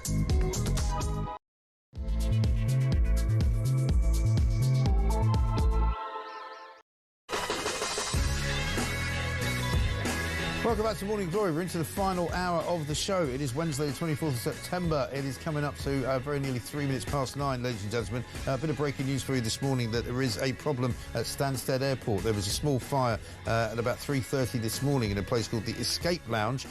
Major delays following the blaze, even though there were no injuries. Travellers have been warned to be prepared, both coming and going into Stansted. Passengers were evacuated. Flights were suspended. Not sure if that's still the case. We'll keep you updated as soon as we can. Significant amounts of smoke were seen coming from the terminal building at one point. I'll tell you where there's also significant signs of fire and smoke, and that's in Downing Street. Not, of course, in a real sense, but very much in a sort of what you might call an abstract sense, because emails have been discovered in which Starmer's top aide was told basically to pretend an admin error was to blame when he did not actually reveal that £740,000 had been donated to a Labour think tank called Labour Together. This is an organisation that was basically set up to get Keir Starmer into the leadership of the Labour Party, to get rid of Jeremy Corbyn and to prepare the groundwork for Keir Starmer to become Prime Minister, as he has become as of last July. A top Labour lawyer advised Keir Starmer's Chief of Staff, who is of course Morgan McSweeney, to describe £740,000 in hidden donations as an admin error. Inside the paper today, Dan Hodges, a man who knows a thing or two about the way the Labour government is run, says the net is closing in on Morgan McSweeney and maybe on the Prime Minister himself. The Tory party have reported him to the police. We spoke to a Tory cabinet minister this morning who basically said he believes that Morgan McSweeney has broken the law and that therefore his position is untenable. And very shortly thereafter, I'm afraid Keir Starmer's position will also be untenable. Story on the front page of the Telegraph, of course, they go with Donald Trump and his speech at the United Nations yesterday. The West is going to hell over migration. He had a massive go at all countries in the West. He basically said, you're destroying your countries. They're being destroyed. Europe is in serious trouble. They've been invaded by an illegal force of illegal aliens like nobody's ever seen before. He said, it's time to end the failed experiment of open borders. Your countries are going to hell. You can't argue with that, really. Meanwhile, Rachel Reeves is being said to have another £30 billion black hole opening up before her very eyes. Well, we know where that is. It's all being spent on taxis because migrants are being ferried around in taxis, according to a big story in The Sun this morning, for millions and millions and millions of pounds a month. It's an extraordinary amount of money. It's an extraordinary story. It's any wonder that the European Union is now saying to Britain, you're actually in a worse place than we are, for heaven's sake. They've actually started to get control of their illegal migration. We, on the other hand, are paying through the nose for it. Let's get a voice note from Rock. Hi, Mike. It's Rock here from Worcestershire. My blood is boiling this morning. It's just absolutely ridiculous. You've just listed maybe just a fraction of what these illegal criminals, migrants, call them what you like, are getting for free, what we, the taxpayers, are paying for all of this. I mean, I was in work at 4 o'clock this morning. I'm a truck driver, and I'm just sick to death of it. It's got to stop. You know, I wouldn't be surprised if there was a mass sort of movement of taxpayers just now refusing to pay their tax, almost like going on strike, because I don't want to pay for this anymore. I'm sick to death of it. It's got to stop now. Rock, you're absolutely right. I feel your pain. People are getting up very early in the morning to go and try and make ends meet. I know people are working for 12 hours a day, sometimes working 2 jobs, sometimes both parents trying to work 2 jobs each to kind of feed their families, to make sure that they can pay for the rising cost of the water bill, the rising electricity bill that's coming in, the rising cost of the food bill that's coming in, the rising cost of absolutely bleeding everything that you do in this country, because it's being taxed to the wazoo by Rachel Reeves, a woman who could not run a Welk stand, quite frankly. She's now going to take Britain out, as far as the OECD is concerned, into the wilderness of the highest inflationary country in the G7.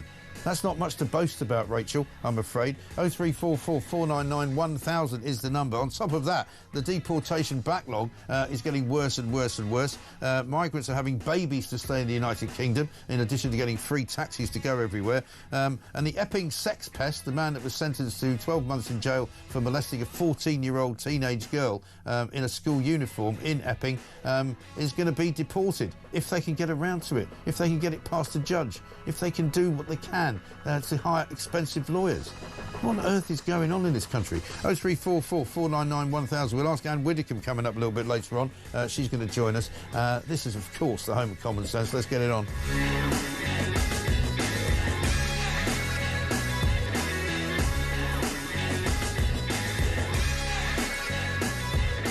Some lovely pictures on the front pages as well today of the Princess of Wales at Farnborough Road School in Southport, where Elsie Dot Stancombe, who was killed in last year's awful attack, was a pupil. Kate and William spoke to teachers about the impact on the school and just looked absolutely heartbroken. And how lovely to see such nice pictures. If you'd like something to cheer you up in the morning with all this bad news that we've got, that is something really nice to look at.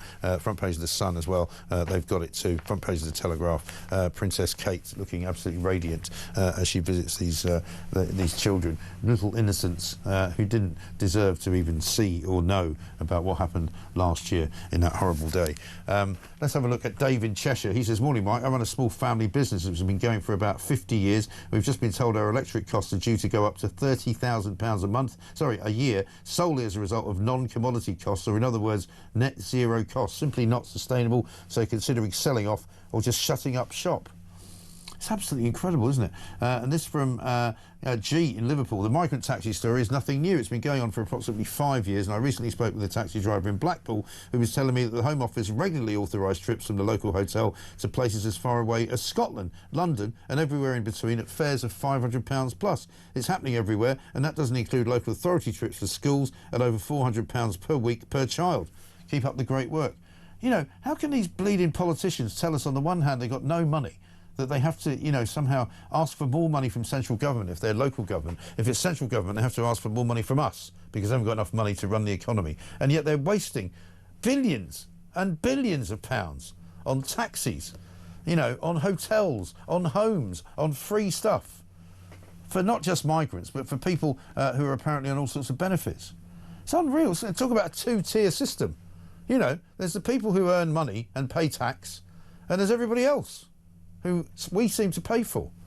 It's absolutely outrageous. Let's talk to David Maddox, political editor at The Independent. David, very good morning to you. Morning, Mike. How are you? Not bad at all. Lots of people getting very worked up this morning about this story about the migrant taxi bill, because it really is quite an extraordinary situation. We'll come back to it, though, because I want to talk to you more about the actual problem with the one-in, one-out scheme as well, because there's this blow to Shabana Mahmood, who found out today, or yesterday rather, that there's yet another Eritrean that can't be deported and has to stay here. So she's now managed to rack up 4 count them, immigrants who have been sent to France. It's not a very good number, is it? No, there's a whole kind of Rwanda feel to this, isn't there? Really, it's you know, shock horror. It turns out that we've got lots of clever activist lawyers who can sort of stop all these things from going ahead and use legal tricks to do it. I mean, you know, obviously people's human rights need to be protected, but this was always going to be a problem. For this government. Well, it is always going to be a problem, but I thought they were going to change the way that it was all done. I thought they told us that they had a plan. I thought they said they had a deal with France. Unprecedented. Groundbreaking, I think Keir Starmer called it, didn't he? Yeah, I think the big problem really was it was never going to be many people, and they were hoping that just sending a few people back might be enough to stop the business model and just put people off. But it never really was. It didn't stop with the threat of Rwanda. It's, you know, just carries on. Well, I mean, they sent 3 people back last week, and on Friday 1,000 people came the other way. So I don't think you call that a deterrent. No, it's not. I mean, so what are they going to do now then? What's you know, sort of plan B? I'm not sure they've got a plan B. I think they're just, as I say, this is like reliving Rwanda all over again. They know it can't work, but they're just they're just ploughing ahead with what they've got in the hope that at some point, if you keep repeating your mistakes, it might actually come off at some point. But as we know, it rarely does. It's kind of ironic, though, isn't it, that Keir Starmer was so much in the forefront of keeping people in this country when others wanted to deport them, that he's now being sort of hoisted with his own petard, as Andrew Neil put it earlier on this week. Well, that. Of course, that change of heart is political reality coming to bite, isn't it? They know that they're in danger of losing lots of seats to Reform. And, you know, we've got Nigel Farage breathing down their necks. They're 10 points behind in the polls. They know that immigration now is the #1 issue. I think it has overtaken the economy in that respect. I mean, it's probably close between those two. They can't exactly lean on their economic credentials at the moment. I mean, the budget, it looks like a car crash waiting to happen. So, you know, they've somehow got to deal with this problem. But they're running into the Rishi Sunak difficulties, I'm afraid, and an unwillingness to do something completely different and radical is probably going to be their undoing. Yeah, absolutely right. Meanwhile, I don't know if you were down at Bournemouth for the Lib Dem's conference, but no, I avoided that. Very well done, well played. Because I'll play a couple of the highlights. Here's Ed Davey, who seems to become obsessed with Nigel Farage. Farage, Nigel Farage. Give Farage so much time and attention. Farage, Nigel Farage, Nigel Farage. Farage's Britain. Farage's Britain, Nigel. Farage's Britain. Farage's Britain. The threat that Reform now poses to our country and our democracy. Farage's Britain. Farage, Nigel Farage. Yes. I don't know what their policies are on anything, really, because we can't really get past his obsession there. But I'll tell you what I found really quite weird was the way that they all suddenly burst into song because they've rediscovered patriotism. Check this out.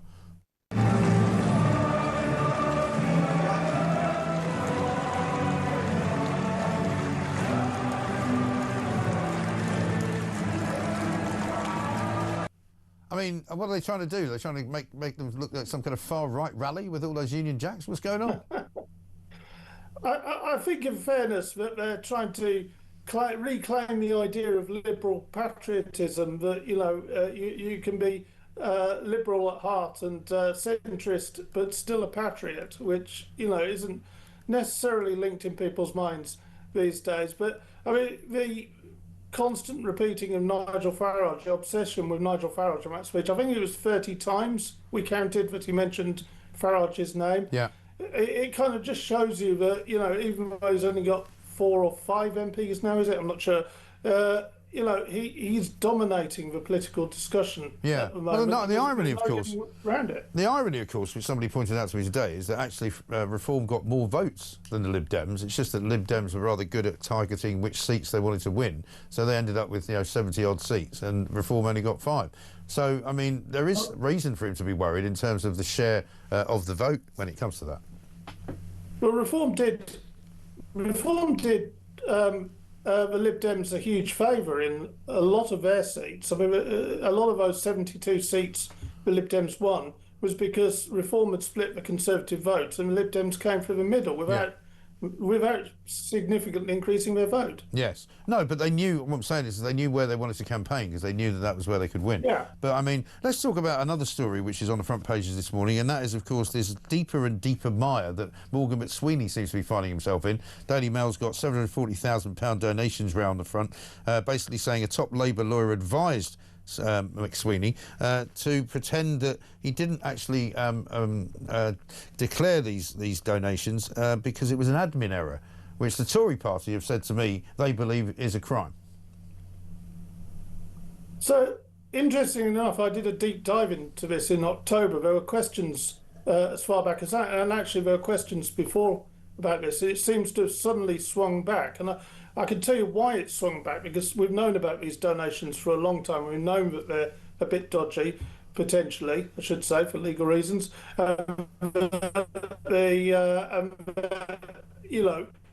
The Electoral Commission report was never published into them, interestingly. Yeah. But it's Morgan McSweeney himself is in danger, and Labour MPs want him out. The vultures are circling around Downing Street because his government's looking so weak and damaged, and he's at the heart of it. But I think you hit the point of a nail on the head earlier. That Morgan McSweeney and Keir Starmer are locked together.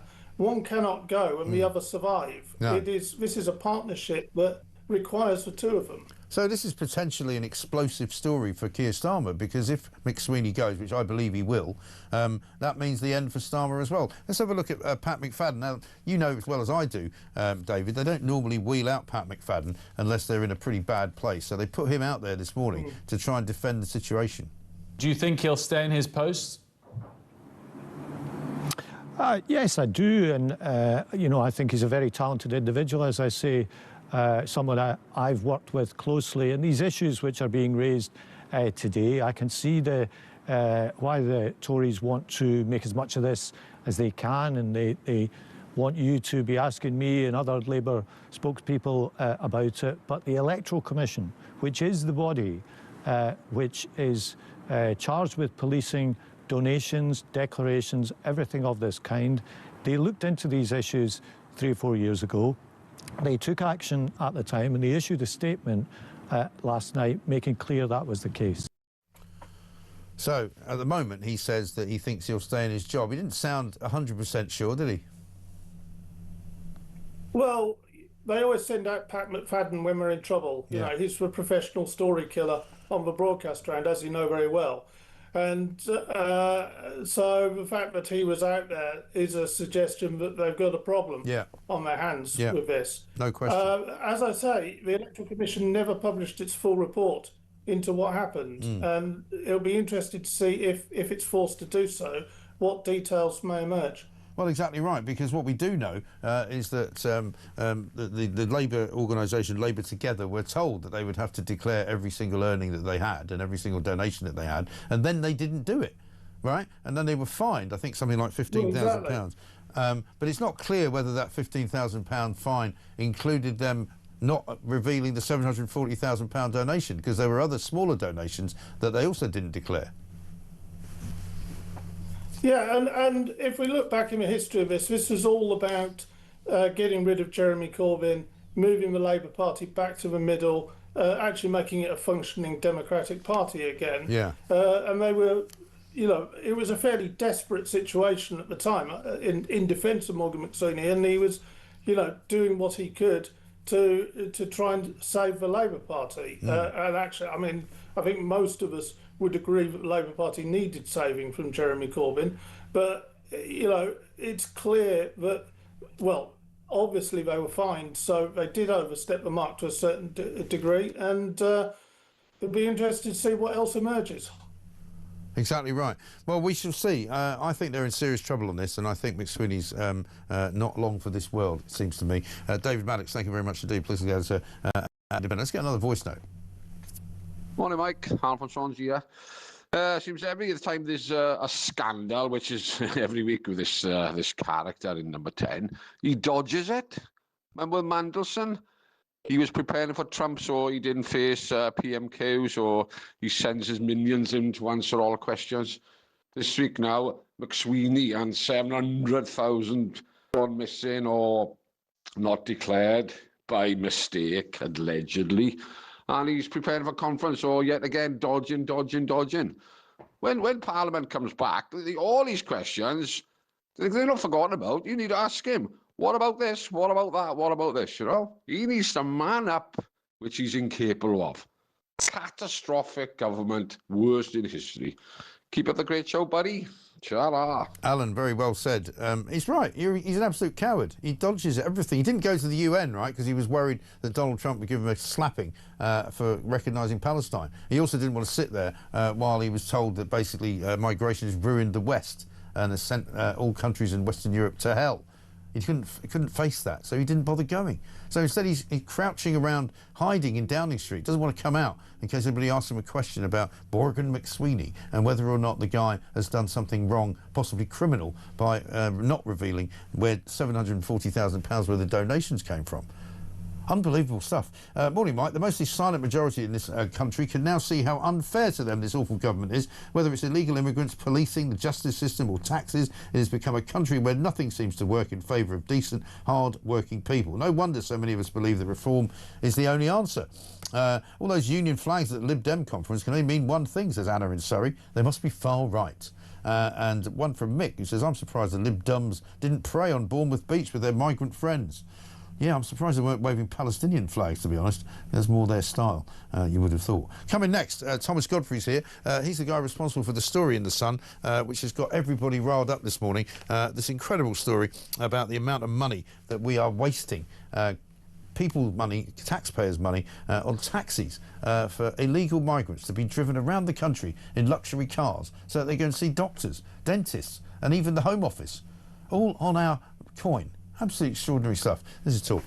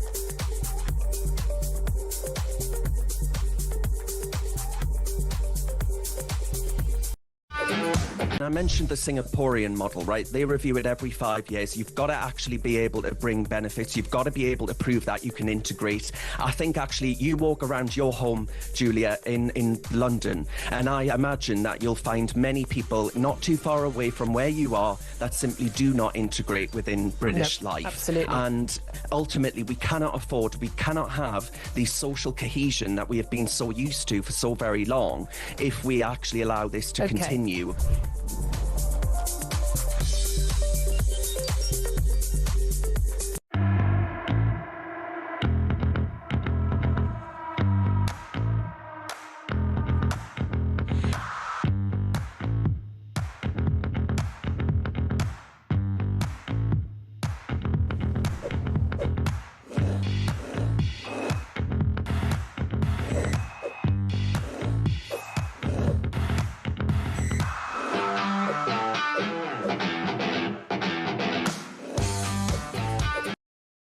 Across the UK, on DAB+, on your smart speaker, on your smart TV, and on your side. This is Talk. Welcome back to Morning Glory, 9:26 very nearly. We're here till 10 o'clock, of course. Morning, Mike, says Malcolm in Southampton. My anger has now gone stratospheric over this migrant taxi service, and this government will be raising our taxes to pay for this and the unsustainable cost of providing a five-star service to people who have criminal status for entering our country illegally. It's extraordinary. It's absolutely amazing. I'm delighted to say we've got Thomas Godfrey here. Thomas, welcome back. Sun reporter. His name's on the story on the front page this morning. Absolutely brilliant story about migrants getting free taxis to see GPs. If you haven't been listening you've only just joined us, millions and millions of pounds being paid out up and down the country, taking migrants from one corner of it to another, either to see doctors, to see dentists, sometimes to go to Home Office appointments, sometimes just to go into a town. We're told by some people, we had one caller from Belfast, Thomas, saying he worked for a taxi company where they were taking some migrants to mosques and waiting for them, taking them home. We got a voice note very early on today from a guy called Steve. Have a listen to this. Morning, Mike. Steve from Herne Bay. Our taxi driver who does our airport runs took a single migrant from Folkestone to Scotland, 800 quid in a luxury Mercedes. It's a joke. We had to play it twice because I wasn't sure. He said Scotland, so he said from Folkestone to Scotland. I don't know why. 800 quid in a luxury Mercedes. Well, you could fly, couldn't you? Yeah. It would be significantly easier. Yeah. I mean, the origin of this is staggering. There's one Afghan asylum seeker told a BBC Probe that he'd been put in a back of a cab for 250 miles, and the return journey cost £600 in total. Right. And you know it's bad, Mike, when even the migrants themselves are saying they think it's a waste of money. Even they understand that putting people in the back of cars to go halfway across the country is not a good use of the Home Office's funds. And that's why there has been so much anger about this. And now we're seeing even more examples come in, as Steve has just said there, driving people to Scotland. And now we learn details of some of the contracts that these taxi firms have for up to £350,000 a month. Right. And I mean, taxpayers will obviously feel as if they're being ripped off. Absolutely right. And in your story, it says that one of these companies, I think it's called PTS 24/7, somewhere based in the south of England, they're suing Clear Springs, who are similar to Circa, aren't they? They're sort of the people that organise the migrant hotels and various HMOs, for 2.75 million quid in unpaid invoices, because Clear Springs clearly have said they don't necessarily have evidence that all of these journeys were actually taken. So there's a bit of a rip-off scenario going on here as well. Well, allegedly so, but I think it just underlines, this information is contained in legal documents obtained by my colleague Julia Rafferty, and £344,000 a month contract, but any journey above 175 miles that PTS were doing on behalf of Clear Springs, who have all of their operations, virtually all of their operations, funded by the Home Office,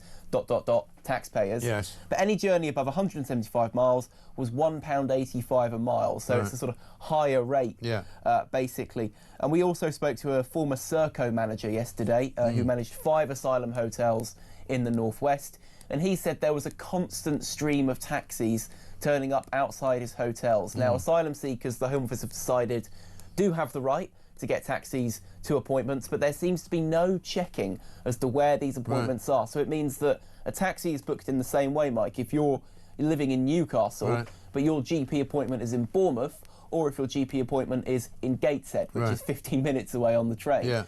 So there's no real checks or balances going on, and it means it's become very, very easy for migrants to go to the front desk, request a taxi, and it seems because it's not their money at Clear Springs or Serco or even the taxi firms, they're more than happy to fulfil the orders no matter what the cost is. And a lot of people say to me as well, you know, when you move house and you have to find a new doctor, you have to go register with the doctor where you now live. You know, it makes no sense at all for these people to be going back to wherever it was where they first saw a doctor. It's insane. And it's almost as though there's nobody overlooking, you know, the actual bills here, you know, whether it's the Clear Springs people or the Home Office themselves. I mean, according to Pat McFadden, who was talking about it earlier today, the Home Office is looking into it. Well, the Home Office doesn't need to look into it, it's their bleeding money. Or they could listen to talk and listen to the number of taxi drivers that have come on this morning. I mean, we've had a few on today, and many of them have said things like sometimes we'll take people into town, which may not be a long journey, but then they'll wait for them and bring them back. And sometimes they'll be waiting for a few hours, and sometimes they don't even go to wherever the appointment is, so they have to go back the next day. So it's just all over the place. No, completely all over the place, you're right. I mean, this idea that migrants aren't able to get on the bus, well, they are given bus passes in many parts of the country. You remember when the Bibby Stockholm, the barge in Portland, asylum seekers had passes to get the bus into Portland and into Weymouth. That was part of the settlement of living there. And I'm sure, you know, I'm sure they are able to get the bus. They don't have to be put in a taxi. And that just rubbishes the argument made by Matthew Pennycook yesterday morning, who said that, quote, these are not ordinary citizens. Well, you know, where do they rank? Are they going to be given preferential treatment, as a lot of people say? Because Dr. David Bulwer, chairman of the Reform Party, I spoke to him yesterday. Former medical doctor said that £600, you know, in the NHS is a drop in the ocean, really. but £600 over and over and over again to the tune of £350,000 a month in just one part of the country, because that's just the figure for the South West and Wales. Right.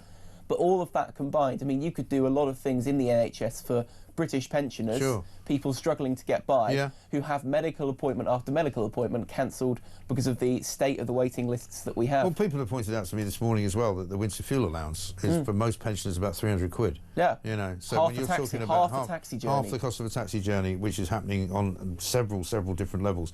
Also, as well, you know, the idea that somehow the government thinks that migrants should be given special status. Bridget Phillipson said it, didn't she, a few weeks ago, when she said, actually, yeah, the human rights of migrants are more important than the rights of people standing around demonstrating outside a migrant hotel. That's what they think. Well, I mean, look, I come back to just this idea that generally taxpayers now believe the asylum system is too costly, is too expansive, and is taking in too many people into the country. And any attempt to crack down on it, we've seen it with the one-in, one-out deportation scheme, the impression is that as soon as there is any threat to these asylum seekers, a brigade of left-wing lawyers, activist groups, pressure offensives on anyone who dares even go near asylum seekers gets launched and thwarts it. I mean, we've only had 3 people sent back under the... Yeah, I think they managed one more yesterday, well, so 4 people. Well, yeah, but a 5th one was denied. We're still on single hands, aren't we? Single hands, 10 days. For the number of 10 counting days, of single days. And so, you know, this perceived unfairness, and this will only add to it, and the other perks, you know, the balloon craft jobs that we exposed back in July. I mean, these are all pull factors. It's a very serious point. These are all pull factors. 32,000 people have come across the channel on small boats this year. Why are they doing that? Well, it's because they get the hotel, they can work in the black market, not for very much money, I should point out. Well, they don't need much money. They get everything paid for. Not for very much money. But that is a pull factor. And it's one of the things actually ministers now know, or have to know, must know, that if they're ever going to get a handle on the asylum crisis, they have to clamp down on the pull factors. They have to. Stories like this, £600 taxi rides, go down, book it yourself, do what you want, we'll pay for it. It's just not going to help at all. Absolutely shocking. I should point out, just before I let you go, that story we talked about yesterday, Wetherspoons, obviously read the story, must have been listening to us as well. It looks like Tim Martin's reversed the ruling, right? Yeah, Mike, this is a crushing Sun victory, another overnight win for Britain's best soar-away newspaper.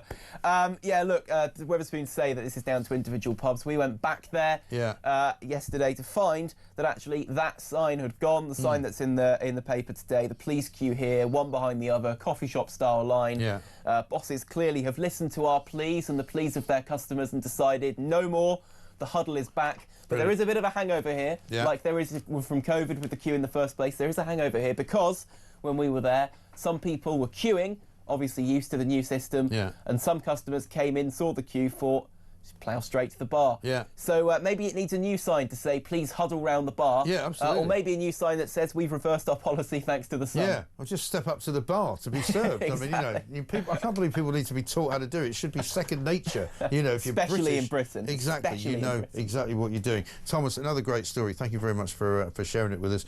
Incredible story this today. We're going to be doing it all day, I can promise you that, because we're getting so much information coming in from so many of you. Do keep it coming, please, as well, because that's helpful for the Sun, because they're going to be following this up, of course, all day as well. Let's get a voice note from Wayne on the state of the economy. Good morning, Michael. Wayno in Essex here. I had a chat with the missus last night and looking to earn a bit of extra dough. So back in the day, you'd be, you know, maybe a dodgy bit of selling here, a bit of cash in hand work there, but it's also open, also blatant now, Michael. So yeah, I'm going to be a HMO landlord. Forget to pay some stamp duty because, you know, that's the thing nowadays. I'm going to be a human rights lawyer and just try and cream as much money as I can from the government because, you know, you don't earn that much when you do it via benefits. And I'm also going to own a taxi company because it just seems to be the way things go, Michael. And then I'm in a position where the first 700 grand I get in, I'm just going to forget to tell anyone because it's what we all do, Mike. Well, it's what they do. So I'm going to join in. What do you reckon? You coming in with me? You'll have to join the Labour Party first, Wayne, to behave like that, but you'll be fine. Absolutely no problem at all. The cops will leave you alone. You'll be able to stay in your job for as long as possible. Cling on, maybe get a payoff, and happy days, off you go to work at the European Union later after that. You have my blessing. 9:36.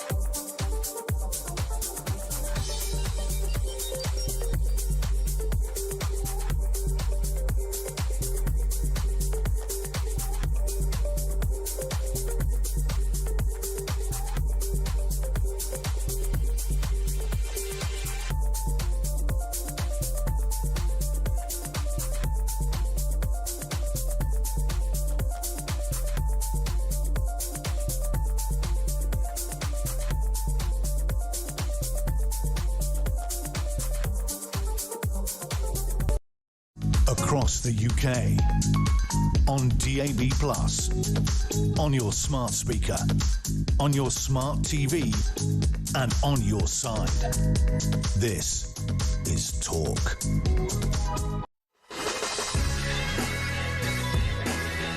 Welcome back to Morning Glory, 9:39. Very, very soon. We are here until 10 o'clock, of course, when Julie Hartley-Greer will be coming along to take you all the way through to 1 o'clock. Anne Widdicombe is here, Immigration and Justice spokesperson for Reform UK. Anne, very good morning to you.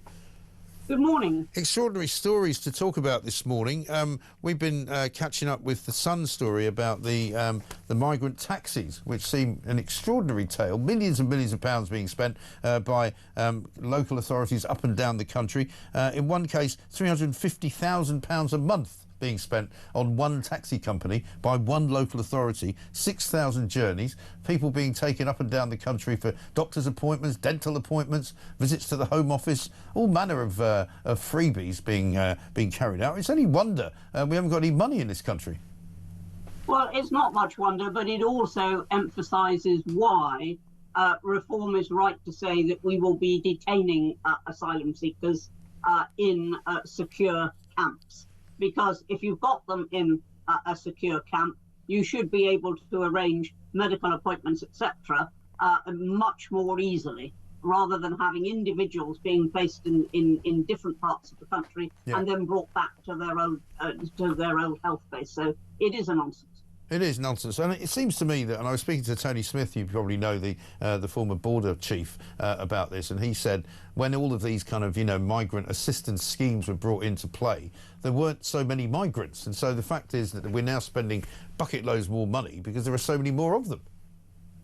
Well, it's quite obvious that with thousands of people coming across on the small boats on an almost daily basis, it's obvious that the numbers would grow, but equally, the government's aware of that. It knows the numbers are growing. You would think it would adapt its processes to meet the growing numbers. It's elementary. You would think so. Many things are elementary, of course, but it seems as though the government are finding it quite difficult to do. Rather strange, is it not, that Labour Party politics is now being hoisted with their own petard. They're trying to send people back to France. They keep being thwarted by immigration judges and left-wing lawyers. Yes, it's deliciously ironic, but it is also, of course, frustrating because I suspect that we're going to have years of this government just not getting to grips with the situation. Now, the first thing you do is you stop using hotels. The second thing you do is you say very clearly if you come here from a safe third country, you've no claim for asylum, we're not even going to entertain it, we're not going to process it, and then you deport. And if you have to change the law in order to be able to do that, including coming out of ECHR, that is what you do. Yes, and they don't seem quite prepared to do that. You know, they started out saying that this was a groundbreaking deal they've done with France. Nothing before has been seen like it. You know, we're going to be able to send one person over there. They're going to send one person back here. I mean, the whole thing was a stupid idea to begin with, but now they can't even carry it out. It looks even more stupid. Well, I mean, the whole thing was stupid because, of course, it doesn't make any difference to the numbers. If you take one in for every one that you send out, you end up with exactly the same problem of the strains on the NHS and infrastructure and accommodation and all the rest of it. So, you know, it's not improving the situation. But as you rightly say, it isn't only that it was a very ill-conceived idea, they haven't even been able to put it into practice. So there they come with this big idea, and because of their own lefty lawyers, they can't actually do it. Yes. I wanted to ask you about this Ethiopian sex pest, I mean, for want of a better word, sexual assaulter, I suppose, Hadush Kibatu, 41 years of age, jailed for 12 months yesterday for his part in the sexual assault of a young teenager, 14-year-old girl. He tried to kiss her, then groped a woman over in Epping, outside of the Epping Bell Hotel. There's talk now of, rather than sending him to prison, deporting him instead. Some people say he should spend time in prison before you deport him. What do you say? Well, this is the age-old conundrum that's been with us for decades, that if you deport somebody, it may be that in their country they won't serve any prison sentence. So unless you can absolutely guarantee that they're going to serve a sentence upon arrival in their own country, then you've got a choice. You can deport them, which means you get rid of the menace, but it also means they've paid no penalty. Mm. And so what would you prefer? I personally prefer, well, first of all, I prefer that you have an agreement with individual countries that where somebody is sentenced, then that sentence is carried out in their country. It's never that easy to do that. And so I would say, you know, somebody should be imprisoned at least for a time before you deport them. Otherwise, they pay no penalty and they're laughing at the law. Yes, I mean, that is the problem. But again, like everything else in this migrant sort of storm that we find ourselves in the middle of, there's so many people, the sheer numbers. I mean, 1,000 people plus came last Friday alone after they'd managed to send 3 people back to France. You know, the numbers, the sheer numbers are just unbelievably huge now. Well, they are, and they're not going to get any better. I mean, that is the worrying thing. It's not as if we're going to be able to absorb what we've got. They're coming in, as I say, almost daily. And I've given the answer. You know, I can't do more than that. You hold them in secure camps, you refuse their asylum claims, you deport them. That has got to be what, you know, refuse, detain, report, as reform says. That has got to be the answer. Now, Keir Starmer doesn't want to admit that's the answer because it wasn't his, but it is the answer, and it's time it was done. And I've actually been saying it since 1999. Yes, you have indeed. Donald Trump said something interesting yesterday. He says that the West is going to hell over immigration. He made a speech to the United Nations. I'm sure you saw how he did it. He basically said, you're destroying your countries. They're being destroyed. Europe is in serious trouble. You've been invaded by a force of illegal aliens like nobody's ever seen before. It's time to end the failed experiment of open borders. He's right, isn't he? Well, of course he's right. And of course he's got a good record in his own country of tackling the problem of unlawful migrants. So, I mean, it's not as if he's talking in a vacuum. He's talking as somebody who has actually taken measures to tackle the problem on his own home ground. And it is perfectly true. I mean, you know, immigration, which used to be only about halfway up the public's lists of concerns, you know, much more concerned about other things, is now right at the top because it is so out of hand. It is just completely out of hand. This government is not controlling the country's borders, and that's one of the first duties of government. Yes, exactly right. And one final one for you, Anne. I don't know if you've seen the story on the front page of the Daily Mail, but it's this kind of slightly long-running saga now of the £740,000 donation made to an organisation called Labour Together. It appears to be getting sort of hotter and hotter inside of Downing Street. Morgan McSweeney, who's Keir Starmer's Chief of Staff, is being accused now of possibly committing a crime by not revealing that the donation was made. He was advised apparently by a Labour lawyer to say that it was an administrative error. and that way he'd get away with it. But the Tory party have reported him to the police and to the Electoral Commission and to the Parliamentary Standards Body, and they're pretty sure that he's in quite a bit of trouble.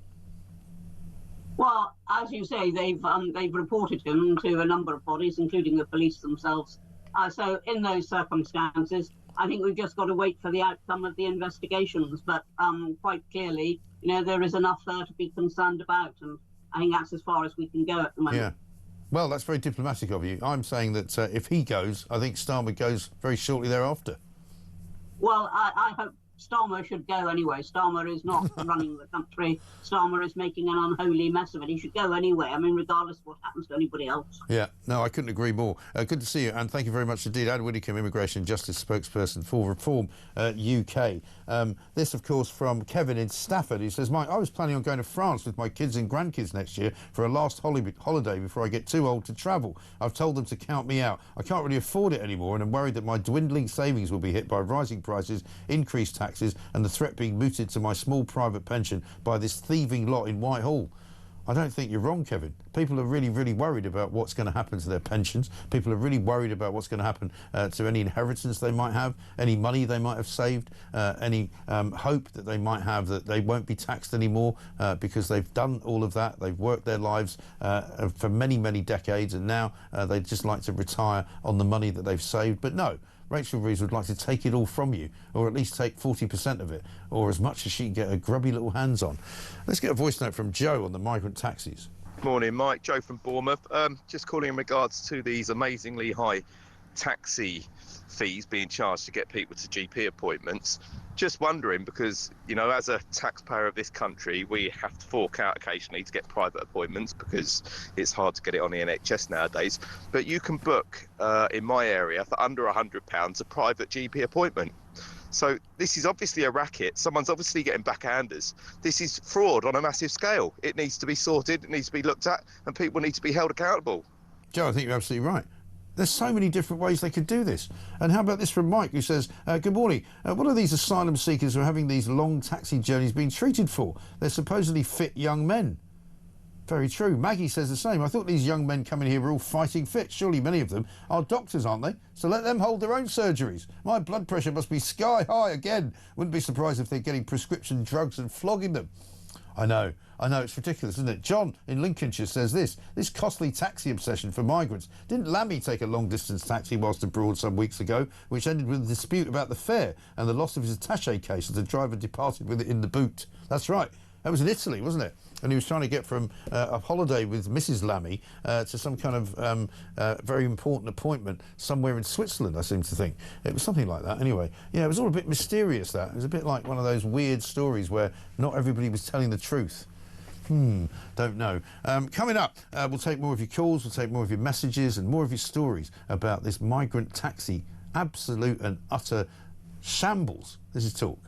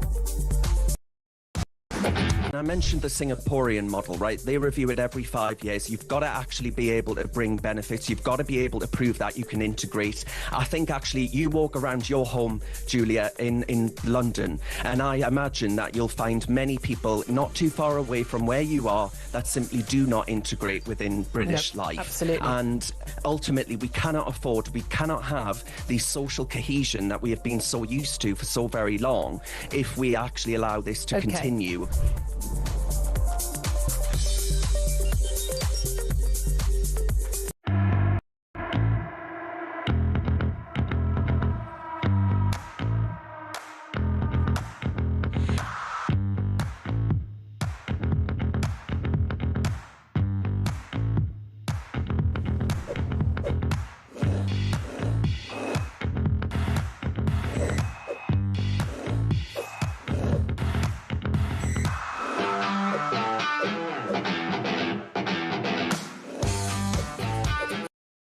Across the UK, on DAB+, on your smart speaker, on your smart TV, and on your side. This is Talk. Welcome back to Morning Glory. It's 9:53. Julie Hartley-Brewer here in about 5 minutes' time to tell us what's coming up on her show. By the way, some bad news from Morgan McSweeney, because according to the Daily Mail this morning, the Prime Minister says that Sir Keir has got full confidence in his Chief of Staff, despite the growing controversy. Well, you know what happens when he has full confidence in people. He had full confidence in Peter Mandelson, and he sacked him the next day. He also had full confidence in Angela Rayner. She resigned 2 days later. So I'm afraid, 3 for 3, matey. I would tell you that Morgan McSweeney's gone by the weekend.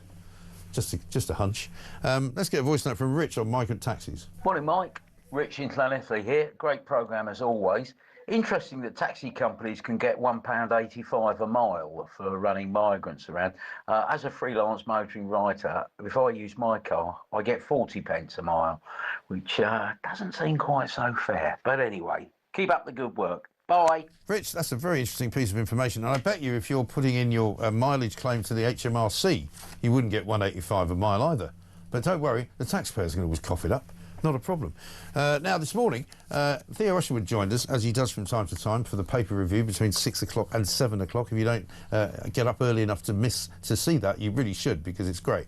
You get all the stories you need to know about. Theo Usherwood was here this morning. I left him stumped over the current state of the Labour government.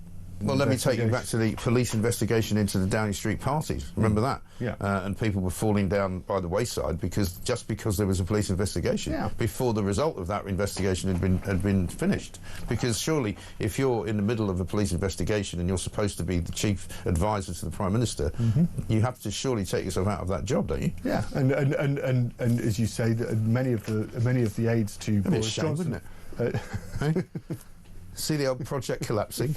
Oh, happy days. You know.